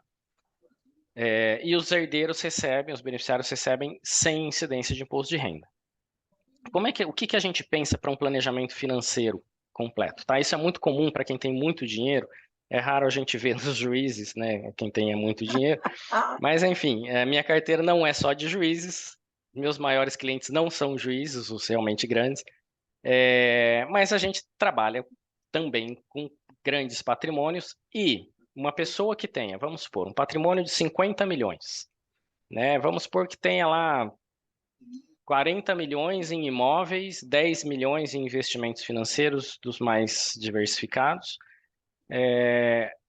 Uma das coisas que às vezes a gente faz, se a pessoa tiver liquidez, é o quê? Coloca um valor de imediato na Previdência, vamos supor 10 milhões na Previdência, ou eu falei que ele teria 10 milhões de investimentos financeiros, né? Vamos supor que seja 30 em imóveis, 20 em investimentos financeiros, que ele sabe que não vai precisar, coloca 10 milhões na Previdência, porque esses 10 milhões vão servir como um seguro para os beneficiários. Para quem tem um patrimônio de 40 milhões, imagina, ainda que seja um regime de comunhão parcial, que o inventário abarque 20 milhões. Se a gente pensar em um custo médio de 15%, considerando honorários advocatícios e TCMD, mais despesas de registro de cartório dos imóveis, sobre 20 milhões, a gente está falando de 3 milhões de reais só de custo de inventário. Então, para quem tem patrimônios muito grandes, a gente tem que pensar no seguro também para custear o inventário. Porque a gente pensa muitas vezes, vou dar um conforto para o meu filho, mas patrimônio eu não preciso deixar para ele, porque patrimônio eu tenho. Só que o patrimônio, a hora que você morre, está tudo bloqueado, né? O que não bloqueia? A previdência e o seguro. Tá? Então, são os instrumentos que a gente usa a depender da idade. Pode fazer mais sentido o seguro, por conta dessa alavancagem, né? No primeiro dia, você contrata o seguro, já tem direito a tudo. Se acontecer alguma coisa no dia seguinte, os beneficiários já recebem tudo. Ou na Previdência, principalmente quem começa a poupar muito cedo, vai fazendo uma carteira de Previdência que lá na frente vai ter um volume que vai funcionar mais ou menos como um seguro. Né? O ideal de tudo é complementar os dois. O seguro para custear as despesas do inventário e a previdência para dar essa liquidez para os beneficiários. Né? Então, assim, na sua situação, 66 anos, nada impede que a gente faça a cotação de um seguro, né? Mas deve ficar relativamente caro. E na previdência, mas pelo menos você já tem essa cobertura, ainda que não seja muito alta, já tem uma cobertura num prazo curto, né, no dia seguinte. Precisa sair, Vera. Um grande abraço, Vera. Bom revê-la por aqui. Mas, né, vai ser um custo mais alto para você. Na Previdência, se você tiver, vamos supor, vendi um apartamento, estou com esse valor aqui. Pô, aí de repente vale a pena colocar 400, 500, não sei qual é o valor do apartamento, tem 500 mil, coloca na Previdência. Viram praticamente um seguro. Para mim, eu acho que eu vou ficar nesse seguro de vida mesmo, porque eu nem tenho apartamento, nem tenho bem, nem tenho dinheiro, viu, Paulinho? Vou Tá. deixar esse seguro de vida e pronto, e acabou. Tá joia, Célia. Eu estava começando a falar, não sei, tem mais alguma coisa, Célia? Você queria falar? Não, para mim está. Tá. Tá. Eu estava começando a falar do seguro, né? Eu vou dar uma pincelada, porque a gente vê muito, eu até falei lá daquelas coberturas da Josprev, da Funpresp, a gente vê muito os seguros que são aqueles convencionais, que é o que a maior parte de nós está acostumado, né? O que é o seguro convencional? Nós pagamos uma taxa mensal, esse seguro é renovado anualmente e qualquer mudança das nossas condições, aliás, anualmente ele é renovado, ele é reajustado pela inflação, pela idade e também por eventuais condições de saúde nossa. Então, anualmente tem essa renovação, tá? Se acontece alguma coisa, estou vivendo, de repente, sou diagnosticado com câncer, bater na madeira aqui, eu tenho que comunicar à seguradora. E a seguradora vai dizer o seguinte, bom, agora você tem esse risco que antes você não tinha, então deixa eu ver se eu quero renovar. vou renovar, mas vou te cobrar o triplo, porque se que você quiser é assim. Ou então ela nem renova. Eu falei, não, você diagnosticou, esse câncer é grave, eu não quero renovar. E você fica sem seguro. Esse mesmo seguro convencional, quando chega a 75 anos de idade, a seguradora não renova. Então, se você esquece de falar qualquer coisinha para a seguradora, né, de um aumento de risco, quando houver o falecimento, o que vai acontecer? A seguradora aí ela vai investigar, vai identificar que em algum momento você teve um problema, você morreu daquilo que já estava ligado a um problema que aconteceu 4 anos atrás, que foi diagnosticado, você não informou a seguradora, opa, doença pré-existente. Nas últimas 3 renovações, lembrando que a renovação é anual, nas últimas 3 renovações você já não nos informou, era uma doença pré-existente a última renovação, a gente não reajustou o seguro, não vou pagar, né? Uma estatística mostra que 50% das pessoas que entram nesse tipo de seguro não recebem, não a pessoa, mas os beneficiários, não recebem o pagamento. Por quê? Ou porque a pessoa viveu mais de 75 anos e a seguradora simplesmente parou de renovar, ou porque ela morreu, mas a seguradora descobriu alguma coisa que não foi informada à seguradora e ela se recusa a pagar, ou ficou tão caro o seguro com esses reajustes de inflação mais idade, mais agravamento de risco, que a pessoa para de pagar. E o que aconteceu? Como num seguro de carro, a gente paga, não usou, o dinheiro está perdido. E a gente pagou, às vezes, 50 anos, chega aos 75, a seguradora não renova e você está desassistido. Isso aconteceu com meu pai, tá? É um dos poucos exemplos. Meu pai, 4 filhos, era promotor de justiça, fez 3 seguros. Minha mãe parou de trabalhar, porque em 5 anos e meio tiveram os 4 filhos, então era tudo pichotinho lá, né? E fez 3 seguros. Passou um tempo, foi ficando caro, diminuiu um seguro, depois começou a diminuir a cobertura dos outros, depois não conseguiu manter o segundo, ficou com um só, fez 75 anos, a seguradora parou. Hoje ele vai fazer 80 esse ano, e não tem nenhum seguro e pagou, tudo que ele pagou ele perdeu.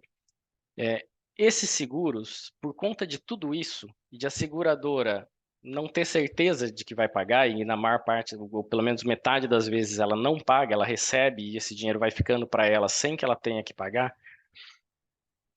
esses seguros são baratos, relativamente baratos, pelo menos, né? Ou pelo menos começam baratos e chega uma hora que ficam tão caros que a gente não consegue pagar. É um seguro que no início da vida, às vezes, pode fazer sentido, porque a gente não tem um patrimônio, não tem uma renda tão boa que dê para pagar um seguro mais caro, mas o encarecimento dele ao longo do tempo nos leva, se a gente viver bastante, nos leva a parar de pagar. Existe um outro tipo de seguro, e é com esse que a gente trabalha, que é o de compra de patrimônio. Como que é isso? Esse é um seguro bem mais caro se vocês forem fazer uma cotação. Mas o que ele permite? Primeiro, a gente paga por 10 anos. Então, depois de 10 anos, ele é vitalício e você não precisa pagar mais.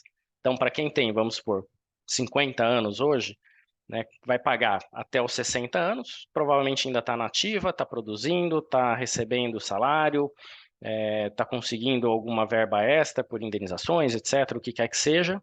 É um período, é algo que se paga ainda durante a época em que a gente tem uma capacidade produtiva, tá? 10 anos. Parou, acabou esses 10 anos, é vitalício. Você não precisa mais se preocupar com o aumento do seguro. Eu me aposentei, diminuiu minha renda, você não tem mais seguro para pagar. E vitalício é vitalício, não é 75 anos a seguradora para. Não tem renovação anual. Então, o reajuste do seguro é pela inflação, tá? IPCA, no ano seguinte você pagou, sei lá, 20 mil esse ano. Teve uma inflação de 5%, você vai pagar 20 mil mais 5% no ano que vem. É só o IPCA, independentemente do aumento de idade. Por quê? Porque a seguradora já faz esse cálculo antes, né? Bom, ela tem 40 anos hoje, ou 50, a expectativa de vida, vamos supor, 85 para a faixa dela, vai viver mais 35 anos é a estimativa, então já calcula esse período todo, já está dentro, já está embutido no cálculo. Por isso também fica mais caro. Seguradora também, claro, não é boba, né? Ela faz essa conta toda. Mas o reajuste, quando a gente começa, aliás, quando a gente contrata, a gente sabe que dali só vai ter o reajuste da inflação. Posso ter câncer dali um mês, não tem reajuste por agravamento de risco. A seguradora compra o risco na contratação. Então, a gente tem que responder aquele questionário, dizer tudo que tem lá. Eu, por exemplo, tive arritmia, quando eu saí da magistratura, vim para o regime geral, fiz meu seguro, porque eu deixei de ter aposentadoria integral, a pensão diminuiu, precisava cuidar dos meus filhos. Fiz um seguro, complementei agora no final do ano. Fiz uma nova pólice no final do ano para complementar. Tive arritmia 10 anos atrás, já está mais de 10 anos, 13 anos, já está curada, mas enfim, tive uma arritmia, um período de estresse construindo casa, filho pequeno. Informei, tive arritmia, tal época da vida, blá, blá, tenho colesterol elevado, tá, o que que a seguradora faz? Olha, faça todos os exames de sangue, eu quero esse exame de sangue, esse exame cardíaco, e eu vou ver como é que está a sua saúde. Apresentei os exames, um relatório médico, o médico teve que fazer um relatório dizendo sobre a arritmia, aquele médico que cuidou, que trata de mim até hoje. Olha, a arritmia passou, tá tudo certo, a gente faz acompanhamento semestral, blá, blá, nunca mais teve nada, ok, seguradora concordou, comprou aquele risco. Eventualmente o médico tivesse dito alguma coisa, o exame tivesse dito alguma outra coisa que aumentasse o meu risco, a seguradora poderia dizer, olha, não quero, ou então tudo bem, mas vamos cobrar um pouco a mais para eu assumir esse risco. E tudo isso antes da contratação. A hora que a seguradora diz, assim eu aceito, você contrata, a seguradora não pode questionar mais nada, a não ser que você tenha omitido no momento da contratação alguma informação ou, né, uma fraude. Mas, estando tudo claro, o que acontecer depois não importa para o reajuste das prestações. A alavancagem ainda é zero, pagou a primeira prestação, você já está coberto, né? E por que que esse seguro é mais caro? E aí entra aquela outra questão. O outro seguro, 50% mais ou menos, não é pago. Esse seguro, a gente compra o patrimônio. Isso significa que, tendo sido feita a contratação tudo direitinho, nenhuma fraude, nenhuma omissão que impactasse no risco, a seguradora sabe que em algum momento ela vai pagar esse capital para alguém. Para quem? Para os beneficiários que você indicar, se você morrer. Aos 99 anos de vida, se você viver até lá, ela devolve o dinheiro para você, o valor da cobertura, o valor contratado, ela devolve, ela te paga em vida, ou então você pode resgatar. Suponha que você contrate com 50, paga até os 60, lá pelos 75 anos, você não quer mais ter o seguro, por qualquer motivo. Tá? O que que acontece? Você pede o resgate, a seguradora te paga todo o valor que você pagou, mais as correções, IPCA mais 3 atuarial, até a data do reajuste. Então, é um seguro que a seguradora sabe que em algum momento ela vai pagar, porque ela assumiu aquele risco lá atrás e ela não tem mais como negar. Assumiu o risco, eu vou pagar. Então, se ela tem certeza que ela vai pagar, a outra paga em 50% das vezes. Essa tem certeza que vai pagar, o que que ela faz? Ela aumenta o preço, né? Mas você também sabe que os seus beneficiários estão protegidos e até mesmo você pode receber em vida se você quiser. Então, só para vocês terem uma ideia, uma pessoa saudável, perto dos 43 anos, mais ou menos, eu lembro que a gente fez uma simulação, então assim, não apresentava nenhum problema de saúde, tinha acho que 43 anos, a simulação dizia o seguinte, para uma cobertura de 500 mil, ela pagaria prestações anuais de 25 mil, que pode ser mensal ou anual com desconto. Na prática, você compra um patrimônio de 500 mil, pagando, eu lembro desse cálculo porque é mais ou menos metade, né? Você paga 10 anos de 25 mil, tudo bem que tem os ajustes, mas você paga 250 mil para um capital de 500 mil. Da mesma forma que a prestação é reajustada, esse capital também é reajustado. Então, você paga você tem uma alavancagem ali de 50%, um ganho de 50%. Por que que como é que a seguradora consegue vender 500 mil por 250 mil? Porque você paga 10 anos, ela recebe esse valor, tá? Em 10 anos, então, estou usando o exemplo de uma pessoa com 43 anos, aos 53 anos ela quitou, a seguradora já recebeu tudo. E esse valor, a seguradora vai investir até a pessoa, vamos supor que ela queira, que ela morra aos, falei 53, ela parou de pagar, se ela falecer aos 80 anos, a seguradora ficou com esse dinheiro por 27 anos fazendo render. Tá? E é com essa renda que ela consegue equilibrar isso aí. Cálculo atuarial, que as seguradoras sabem fazer muito bem. Então, a gente consegue pagar um determinado valor, a gente compra esse patrimônio, e a compra do patrimônio eu equiparo muito a uma compra, por exemplo, de um imóvel. Porque quando você compra um imóvel, você vai pagar prestações lá ao ano, vamos supor 25 mil reais ou até mais, dependendo do valor da prestação, né? Compra um imóvel lá de 500 mil reais. Aquele imóvel é seu. É a mesma coisa com esse valor do capital que você comprou da seguradora. Tá? Quando você vai receber? Quando você quiser, se você vendeu o imóvel ou se você pediu o resgate do seguro, né? Só que aí você não recebe, se você pediu o resgate, vamos supor, pagou 10 anos, pedindo 11º, você não vai receber os 500 mil. Você recebe o que você pagou, mais o IPCA, mais a correção. Tá? No caso de resgate, não é a cobertura total, mas no caso de indenização, sim. No caso de morte, né? Aí sim é a cobertura total.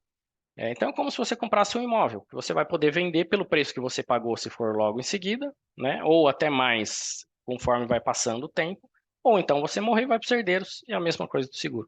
Tá? E por isso que é uma compra compra de patrimônio, que a seguradora sabe que vai ter que pagar, cobra mais caro por isso. Quer uma cobertura de 1 milhão nessa situação, ela vai pagar 10 prestações de 50 mil.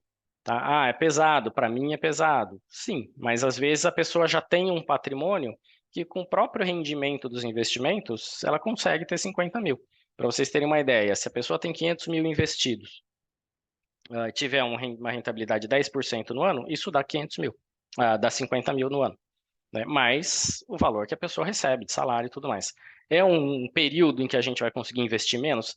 Por um lado é. Por outro lado, você está garantindo, né, o seguro para os seus filhos, para os seus beneficiários, enfim, para quem você quiser.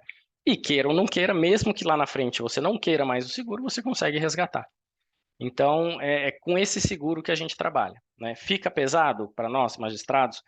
A questão é que a gente, e eu tenho bem essa noção, né? Porque eu já estive do lado de vocês e hoje eu não estou mais. A gente trabalha no mês a mês. Então, o meu salário sobra, né, 2 mil reais por mês. Não tenho condições de pagar, vamos supor, 50 mil no ano, porque isso vai dar 2 mil e poucos, vai acabar com a minha sobra. A gente trabalha no mês a mês. A gente tem que pensar que quando a gente compra, por exemplo, um apartamento, a gente está tirando dinheiro, às vezes, dos nossos investimentos, das nossas indenizações, para pagar. O raciocínio tem que ser mais ou menos esse, porque senão não cabe mesmo no nosso orçamento, na maior parte das vezes, né? E seguro de 1 milhão, você precisa de um seguro de 1 milhão? Talvez não. Eu quero fazer para os meus filhos, principalmente enquanto eles são mais novos. Aí a gente pode fazer um temporário, porque o mais caro é esse vitalício, que aí a seguradora sabe que vai ter que pagar. Pode fazer um temporário. Meus filhos têm 10 anos.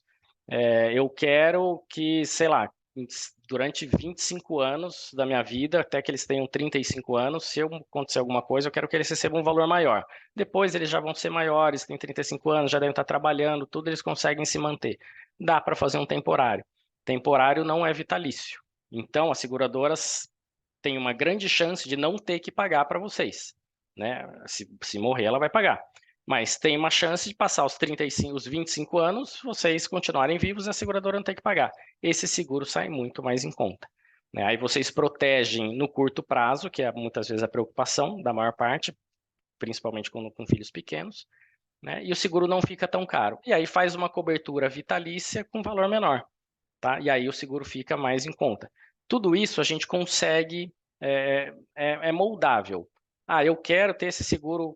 Eu quero ter um seguro de incapacidade. A gente vai e faz seguro de incapacidade. Quero ter o seguro de vida vitalício, mas quero ter um valor para enquanto os meus filhos estão em idade escolar, se eu morrer, para garantir que a escola deles seja paga. A gente consegue tudo isso. É claro, tem que fazer a estimativa, a gente faz um orçamento ali para vocês se identificarem e fazer os ajustes conforme, né, a capacidade financeira também de cada um. E uma outra coisa que eu ia falar, né? Eu falei, o BTG faz isso, enfim. A gente se trabalha com as maiores seguradoras do mundo, principalmente Prudential e MetLife. A gente também tem a Omint, mas eu gosto mais por conta até da segurança, Prudential e MetLife. Uma tem 150 anos, outra tem 140 anos. Seguradoras americanas das maiores, mais parrudas do mundo, de fato. E o orçamento que a gente faz aqui é plugado direto na seguradora, assim como qualquer corretor também vão usar os mesmos instrumentos. Então, se você der as mesmas informações para a gente, para o seu corretor que é de confiança, para o seu vizinho, os orçamentos são idênticos para cada seguradora, tá? Porque isso é da seguradora, é o sistema da seguradora que a gente usa. É que todo mundo usa. Mari tinha alguma pergunta aqui, né? Dani Toledo está perguntando, e se morrer antes de pagar os 10 anos, o que ocorre? Dani, pagou a primeira prestação, mesmo que seja mensal, você já tem direito à cobertura total, tá? 10 anos é para quitar, 10 anos quitou, você não precisa pagar mais. Mas pagou a primeira, vamos supor, naquela cobertura de 1 milhão, pagou o primeiro mês, vai, R$ 1.000, seus beneficiários recebem 1 milhão e eles não precisam pagar mais nada, nem é descontado do valor da indenização, o que faltaria pagar. Tá? Então, recebe tudo, integral. Com a vantagem de não ter imposto de renda nesse caso, tá? Diferente da Previdência que eu falei ali. A Previdência, na parte da sucessão, não entra em inventário. Em vários estados não tem TCMD, a Previdência, tá? Mas tem imposto de renda. O seguro não tem TCMD, não entra em inventário e não tem imposto de renda. Falei de seguro. Aqui, mais alguma dúvida? Não? Então, vamos passar, acho que para o último tópico, até porque está ficando tarde. Quantas pessoas a gente tem? 22, tá se mantendo ali. Gente, obrigado pela paciência aí. Vou falar um pouquinho do que a gente pode fazer e como a gente trabalha, né, quando eu faço uma reunião de planejamento financeiro.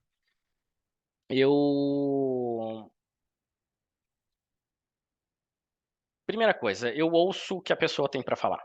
Tá? Um planejador financeiro quer saber de tudo da vida financeira. Aí, de certa forma, ouço muitos feedbacks positivos dos colegas, dizendo o seguinte: Inho, eu nunca confiei no... E aí, Mary, tudo bom? Tempos de primeiro táxi. Você lembra de mim, né? Trabalhamos juntos no primeiro TAC. Falar primeiro TAC denuncia a idade, mas tudo bem, já falei.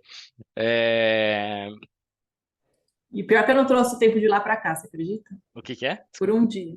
Não trouxe o tempo de lá para cá. Não trouxe? Caramba. E rompi um dia. Não Putz, sabia. não, eu fiz assim, saí de um, no dia seguinte eu entrei. Eu nem descansei uns diazinhos porque eu não queria correr esse risco. Putz, Depois eu conto. tá bom. No planejamento.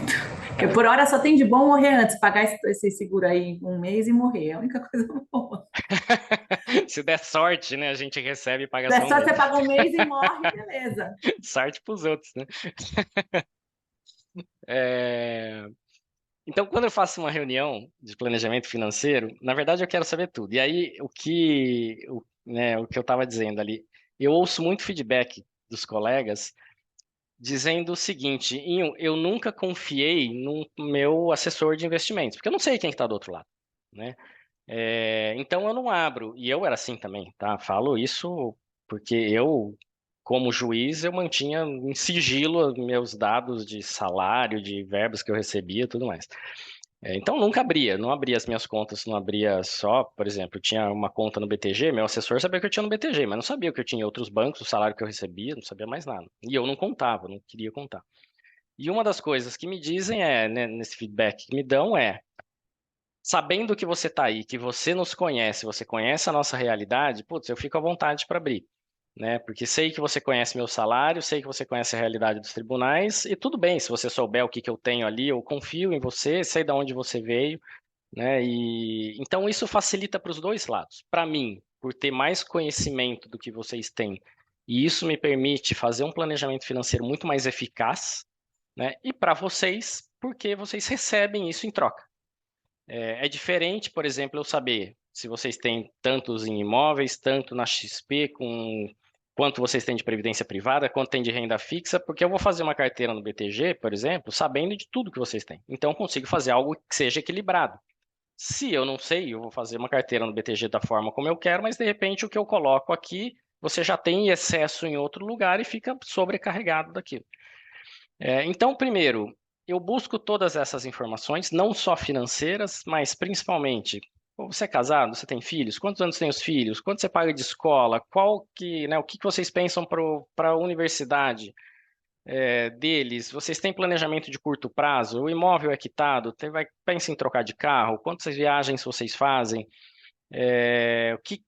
Quais os objetivos? Em que regime de previdência você está, né? Eu estou no regime geral, não, eu estou no regime das médias. Tudo isso faz sentido para a gente indicar para vocês, né, o como montar uma carteira, além de perfil de investimentos e tudo mais. Para vocês terem uma ideia, uma reunião individual dessa dura de 1h30, 2 horas, mais ou menos.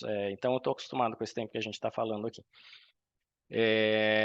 Mas eu busco todas essas informações para a gente saber, olha, para você, previdência faz sentido por conta do PGBL, do benefício fiscal do PGBL, porque lá na frente a gente pode usar como complemento de renda ou instrumento de sucessão, de planejamento sucessório.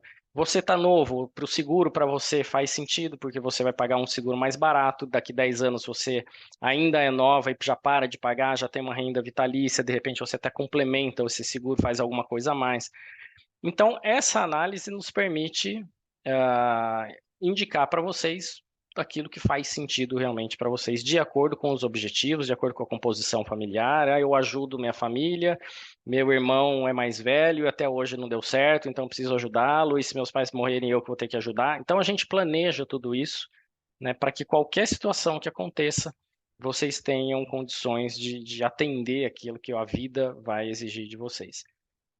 E a parte de investimentos, na verdade, nada mais é do que a gente alocar aquilo de acordo com os objetivos, né? Eu quero dinheiro para minha aposentadoria que vai acontecer daqui 30 anos.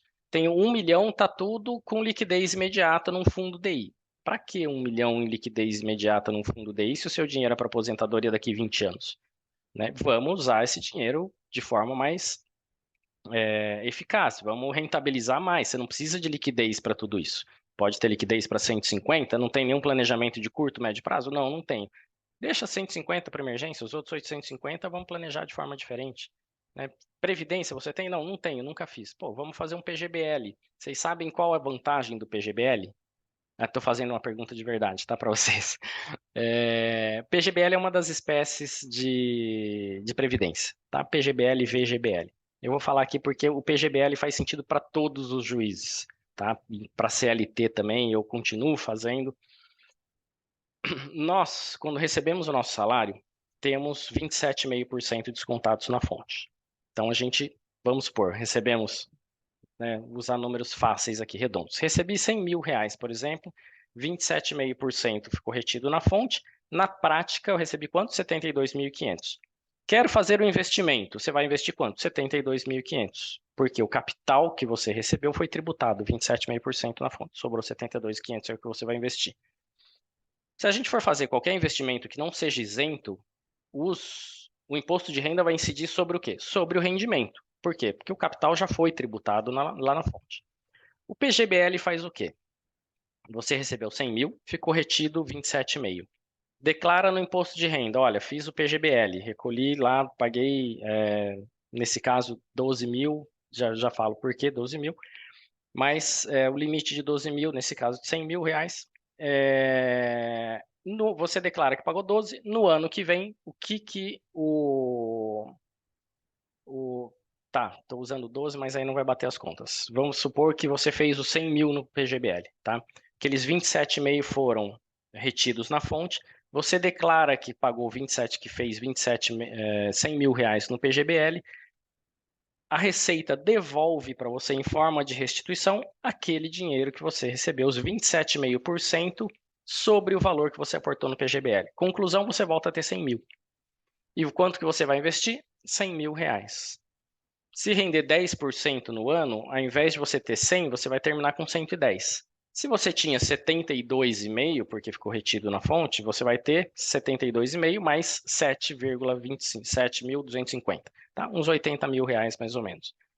Então, no PGBL você tem essa restituição, que vai render a seu favor ao longo de todo o tempo, porque o dinheiro está aqui dentro do bolo do capital que foi investido. E a tributação do PGBL, a gente pode escolher se quer regressiva ou progressiva. Na alíquota, no regime regressivo de imposto de renda, ela começa com 35%, mas vai reduzindo 5% a cada 2 anos. De modo que depois de 10 anos, a alíquota mínima é atingida de 10%. Incide sobre o quê? Só sobre o ganho? Não, sobre tudo, porque a gente não pagou imposto de renda sobre o capital. Só que, ao invés de pagar 27,5% sobre o capital e sobre o rendimento, a gente vai pagar só 10%. Nós temos uma economia de 17,5% de imposto, imposto que estava perdido lá de cara, a gente não perde, só vai pagar 10%, e esse valor que voltou para a gente vai ficar rendendo ao longo de todo o tempo a nosso favor. Quando a gente quiser resgatar, vai pagar 10%, se a gente cumprir aqueles 10 anos. Se não resgatar, os herdeiros, quando receberem sem inventário, vão pagar os 10%, tá? Então tem uma eficiência fiscal muito grande. Por que eu falei daqueles 12%? Porque é o máximo que a gente consegue deduzir do imposto de renda. Fazendo um cálculo simples, tá? Até o ano passado a gente usava bastante, 400 mil reais ao ano, como se fosse o salário do juiz de entrância especial, tá? Final. Aí, claro, se ele recebeu eleitoral, então se recebe um valor maior, pode ser que esse valor fosse um pouquinho maior. Agora, com esse 6% já subiu, a gente já fala aí entre 50 e 55 mil por ano, que é o teto que a gente pode deduzir, né? Então, seria um aporte, vamos supor, de 50 mil reais por ano na Previdência, que você recebe depois 12% sobre, aliás, 12% não, aportou 50 mil, que é até esse limite de 12%, no ano seguinte você recebe de restituição em torno de 14 mil reais de restituição que volta para você, que vai render a seu favor ao longo do tempo. Então a eficiência fiscal da Previdência é muito boa para a gente. Tá? A rentabilidade da Previdência hoje depende do que a gente escolher. Quer um perfil conservador, nós vamos ter uma rentabilidade próxima à Selic. Quer um perfil arrojado, gosto de risco, dá para a gente fazer Previdência com fundos 100% ações se a gente quiser. Quer uma moderada, a gente faz um mix de fundos ali que a gente consegue fazer o perfil que o cliente quiser. Tá? E aí a rentabilidade, claro, vai depender do mercado. Se você quer algo muito conservador, você vai receber a Selic, o CDI. Se você quer algo muito arrojado, vai depender da bolsa, como é que performou a bolsa.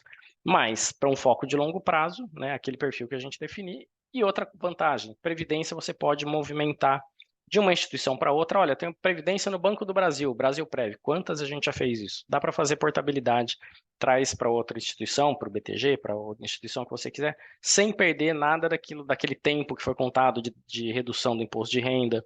A gente consegue mudar de planos, consegue mudar de fundos, consegue mudar de instituição sem perder nada, sem ter que recolher imposto de renda, né? Só que não é resgate, é portabilidade. Se resgatar incide o imposto. Tá? Então a previdência é muito flexível. Estou numa carteira conservadora e agora quero mudar, quero alguma coisa moderada, estou gostando de risco. A gente muda o perfil da carteira, né? E muda alguns fundos, tudo via portabilidade e a gente vai ajustando. Então a carteira tem a Previdência tem essas vantagens, essa flexibilização sem incidência de imposto de renda ao longo do tempo todo. Se a gente investe em um fundo de item, come cotas. Não sei se vocês já ouviram falar. O que é? Antecipação do imposto de renda, a cada 6 meses a Receita vai lá e coloca uma incidência de 15% do imposto de renda sobre o ganho que vocês tiveram. Na Previdência não tem come cotas. Todo o imposto é diferido lá para o resgate. Então, né, não tem essa diminuição a cada 6 meses que os fundos fora da Previdência têm. Tá? Então, a Previdência tem um monte de benefícios, além de ser um instrumento de planejamento de aposentadoria, porque lá na frente você pode converter em renda se quiser, se não quiser, não converte, pode resgatar. É um instrumento de planejamento sucessório, por não entrar em inventário, em muitos estados nem ITCMD paga, né? E dá liquidez aos beneficiários de imediato. Então, seja pelo benefício fiscal, seja pelo benefício sucessório, seja pelo benefício de aposentadoria, realmente, né? É um dos melhores instrumentos que a gente tem para se trabalhar com foco de longo prazo. Curto prazo vale a pena? Não, porque a tributação no curto prazo é muito alta. Né? Mas no longo prazo, sim. Então, para aquela parcela que a gente vai deixar realmente lá para frente para a aposentadoria, é algo que a gente sempre indica para quem paga 27,5% de imposto, faz declaração completa de imposto de renda, tá? Pela possibilidade de deduzir e pagar um imposto menor. Então, esse é apenas um dos instrumentos, né? Que é o mais flexível, mais amplo, que engloba mais circunstâncias. Mas a gente pode, né, aí cada caso, a gente depende dos objetivos, depende do perfil para indicar quais seriam os investimentos. O grande conceito que a gente tem que ter aliás, os grandes conceitos. quanto mais tempo a gente acumular, né, se todo mês a gente colocar um pouquinho, mais a gente vai chegar, mais a gente vai ter lá na frente. Quanto mais a gente cuidar dos nossos investimentos em termos de rentabilidade, mais a gente vai ter lá na frente. Quanto mais tempo a gente tiver, não precisa nem aportar, mas quanto mais tempo a gente tiver, mais os resultados serão favoráveis por conta dos juros compostos, né? O que são juros compostos? Juros capitalizados. Você colocou um capital, veio juros, que é o rendimento. Esses juros se capitalizam, eles viram capital e os próximos juros incidem sobre aquele capital mais os juros. Por isso, o nome juros capitalizados, né? Os juros capitalizados, ao longo do tempo, fazem uma diferença muito, muito grande. A gente começa a sentir, principalmente depois de 10 anos de investimento, né? Célia, obrigado. E chega uma hora que os juros mesmo vão se pagando, né? Eles vão pagando assumem um papel muito mais importante do que os aportes que a gente faz.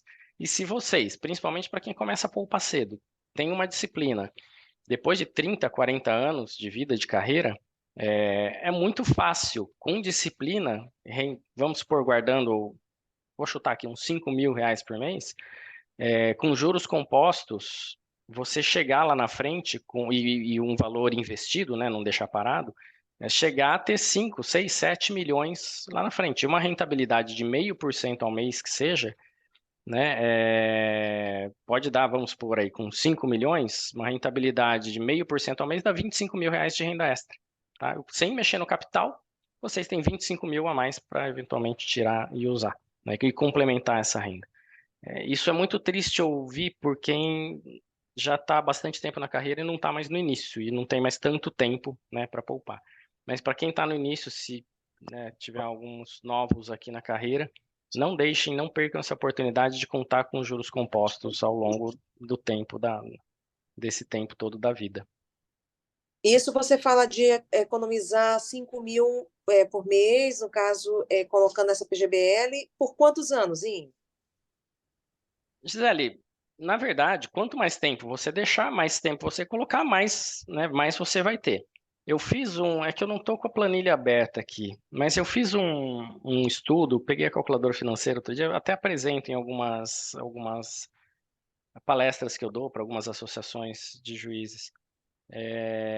Mas assim, e tudo também depende da rentabilidade, né? Então a gente faz uma estimativa com uma determinada rentabilidade. Eu lembro que assim, as últimas eu fiz com 4% de juros reais ao ano. O que é 4% de juros reais? IPCA mais 4. Então, a gente já desconta a inflação e dá 4% ao ano. Tá? É muito. IPCA mais 4 é uma rentabilidade legal. Juros reais de 4%. Se a gente for pensar no valor nominal, 4% ao ano é pouco, né? A gente espera 8, 10, 12%. 12% a gente já passou essa fase quando a Selic estava muito alta, né? Mas IPCA mais 4, a gente já descontando a inflação e ter 4% é um ganho real legal. Tá? Então, se a gente pensar em 4%, eu lembro que assim, acho que com 5 mil reais por mês, durante 40 anos, então eu fiz várias idades, mas 40 anos, chegava no final ali com praticamente 10 milhões de reais. Tá? Então, isso dava, se fosse 0,5%, 10 milhões de reais, 1% seria 100 mil, 0,5% dá 50 mil reais. Tá? Tudo bem, 40 anos, poupando 5 mil reais por mês, é longo? Mas se alguém entrar na carreira com 3 anos e vai, 3 anos, com 30 e poucos anos e vai até a compulsória, são 40 anos, né? Quem já tem 40 e pouco, se for até a compulsória, tem mais 30 anos pela frente, se for sair antes, um pouco menos. Mas com 30 anos, num ritmo desse, de 5 mil por mês, né? Isso começando do zero, tá? Vai chegar lá pensando em 30 anos, uns 5 a 7 milhões, acho que uns 7 milhões mais ou menos. Então, é possível. O nosso problema é que a gente não sabe que é possível. Porque quando a gente, né, projeta isso, e isso eu estou falando já, como eu disse, já descontando a inflação. Tá? Então, a gente já está tirando a inflação desse caminho. É que a gente não sabe, que isso não nos foi apresentado na escola, nem quando a gente entrou na escolinha da magistratura, porque se alguém falasse para mim, na escola da magistratura, quando eu entrei com 23 anos de idade, que se eu juntasse 5 mil reais por mês, eu ia ter, depois de tantos anos, uma fortuna, né? Mesmo que eu tivesse aposentadoria integral, acho que eu guardava aquilo lá. Pô, maravilha, né? Lá na frente eu vou ter uma renda, posso até sair antes da carreira, se eu quiser. Nem sabia que ia sair de verdade, né? Mas poderia ter esse pensamento de uma forma muito mais tranquila. E o melhor momento para se começar a poupar, nós juízes, quando que é? No início da carreira, quando você, né, eu era escrevente, tem outros que são advogados, e os advogados às vezes estão no início de carreira, ou estão lá só, né, participam do escritório para fazer umas petições, só para ter tempo para conseguir comprovar, enfim, tem uma renda baixíssima, às vezes mora com os pais, e a renda é tão baixa que o salto de salário que ele tem, né, o que muitos de nós faz? Talvez os mais novos, que têm essa preocupação maior com aposentadoria, talvez eles não façam tanto isso. Mas nós que entramos no regime lá de trás, aposentadoria integral, minha vida está garantida, o que a gente faz? Pô, agora eu vou comprar um carro melhor, vou alugar uma casa mais legal, vou comprar um imóvel, vou viajar para o mundo inteiro, né? Conclusão, a gente consome praticamente, a gente cria um padrão de vida que consome quase todo o salário, né? Sobra um pouquinho, os mais disciplinados guardam mais, mas tem gente que não. E tem gente que é arrimo de família, cônjuge não trabalha, tem, coitado, um colega nosso, coitado não, Deus o abençoou, mas deu um trabalhão para ele, né? E para mim também. O cara tem quadrigêmeos, né? E quando eu mudei, quando fui para o banco, ele falou: Inho, nós temos uma missão para você. Meus filhos têm 9 anos, daqui 9 anos os 4 vão entrar na faculdade, né? E eu sou juiz trabalhista, minha esposa não tem condições de trabalhar e porque são 4 filhos, 4 crianças. Quando eu compro o carro, eu tenho que comprar carro de 7 lugares no mínimo, porque senão não cabe todo mundo. Mas a babá, às vezes, é carro de 8 lugares, tudo caro. Então, assim, tem gente que não tem condições de guardar mais, né?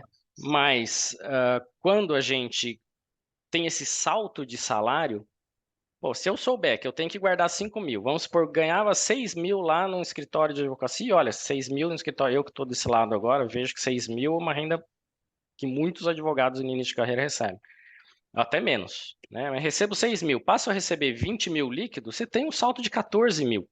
Pô, tira 5, sobram 9 ainda, né? Então, para essas pessoas, é muito fácil tirar 5 e criar essa disciplina. E aí, quando vai criar um padrão de vida, ele vai até aqueles 14, 15, né?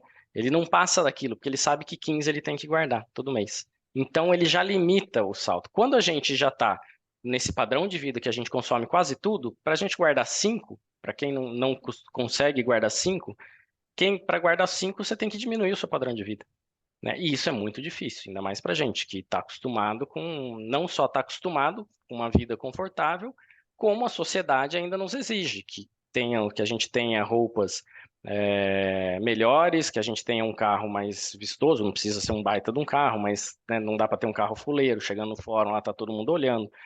A gente gosta de comer bem, gosta de tomar um vinho, né? Então a gente acaba consumindo mesmo. Mas essas pessoas que acabam de entrar na carreira, têm esse salto de salário, são aqueles que têm mais condições de começar a guardar desde cedo. Aí o cara guarda 5 milhões, 5 mil reais por 40 anos, aposenta.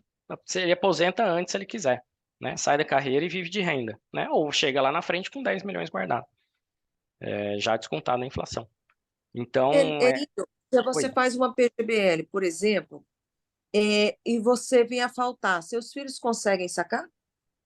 Sim, o PGBL é previdência, tá? É um dos formatos de previdência. Então eles resgatam, na verdade resgatam não, comprova para a seguradora o óbito e a seguradora já paga.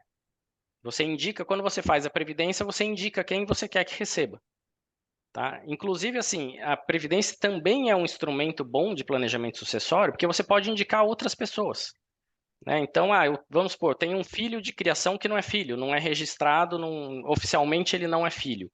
Mas eu considero como filho. Tenho 2 filhos biológicos registrados no meu nome, mas tenho um filho de criação.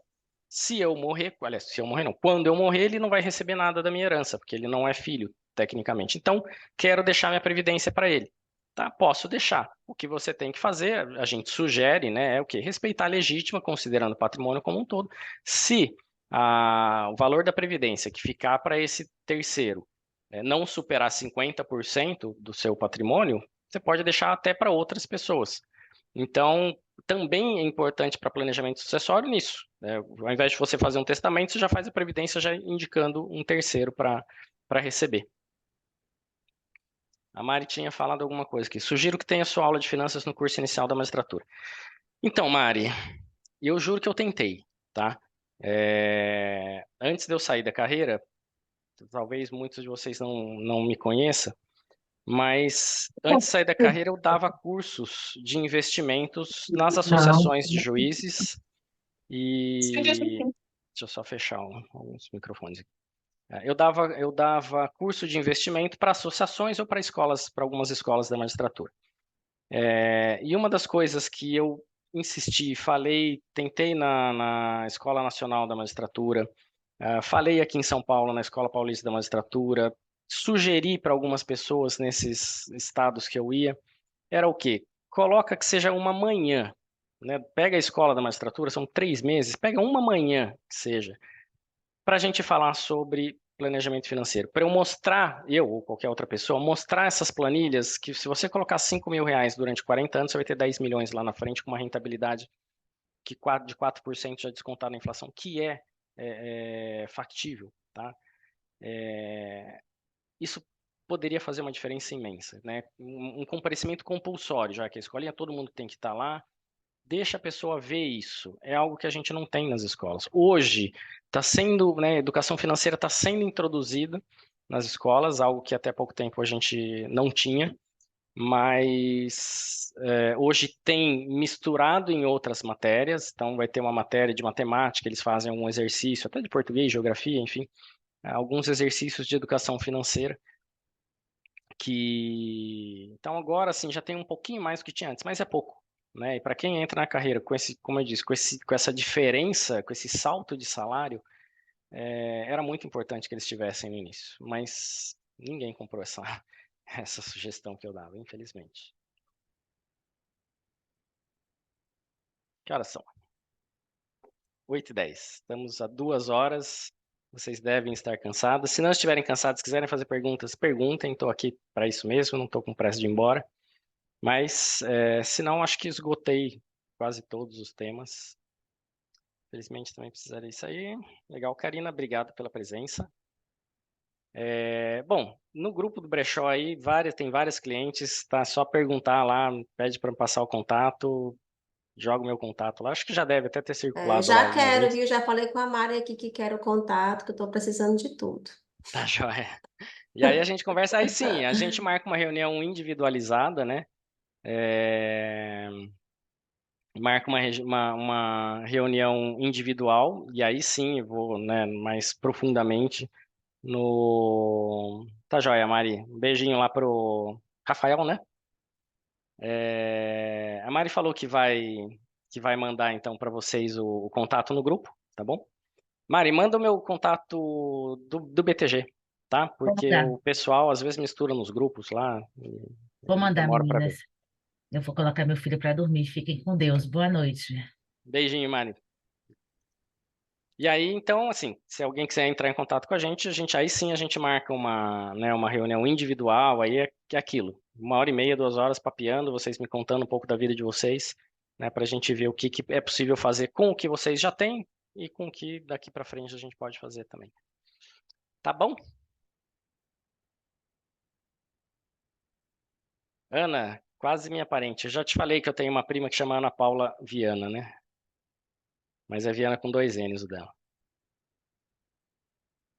Gente, nada mais? Então, eu agradeço a presença de vocês. Obrigado pela paciência aí para ficarem me ouvindo 2 horas. A gente se manteve na média ali agora que diminuiu, mas em regra acima dos 20, foi um número bem legal, né? A manutenção é legal, né? Porque mostra que vocês estão interessados. Qualquer dúvida que vocês tenham, mesmo que não queiram ser minhas clientes, tá? Porque isso não é uma condição. Qualquer dúvida que vocês tenham, Podem me ligar, podem me chamar, a gente conversa, né? Eu explico, esclareço alguma coisa que vocês tenham, que não tenha ficado esclarecido aqui. Tá bom? Beijos a todas. Acho que tem alguns aí também. Então, beijos a todas e a todos. Obrigada, foi um prazer em conhecer você. Prazer foi meu. É muito famoso. Obrigado. Gisele.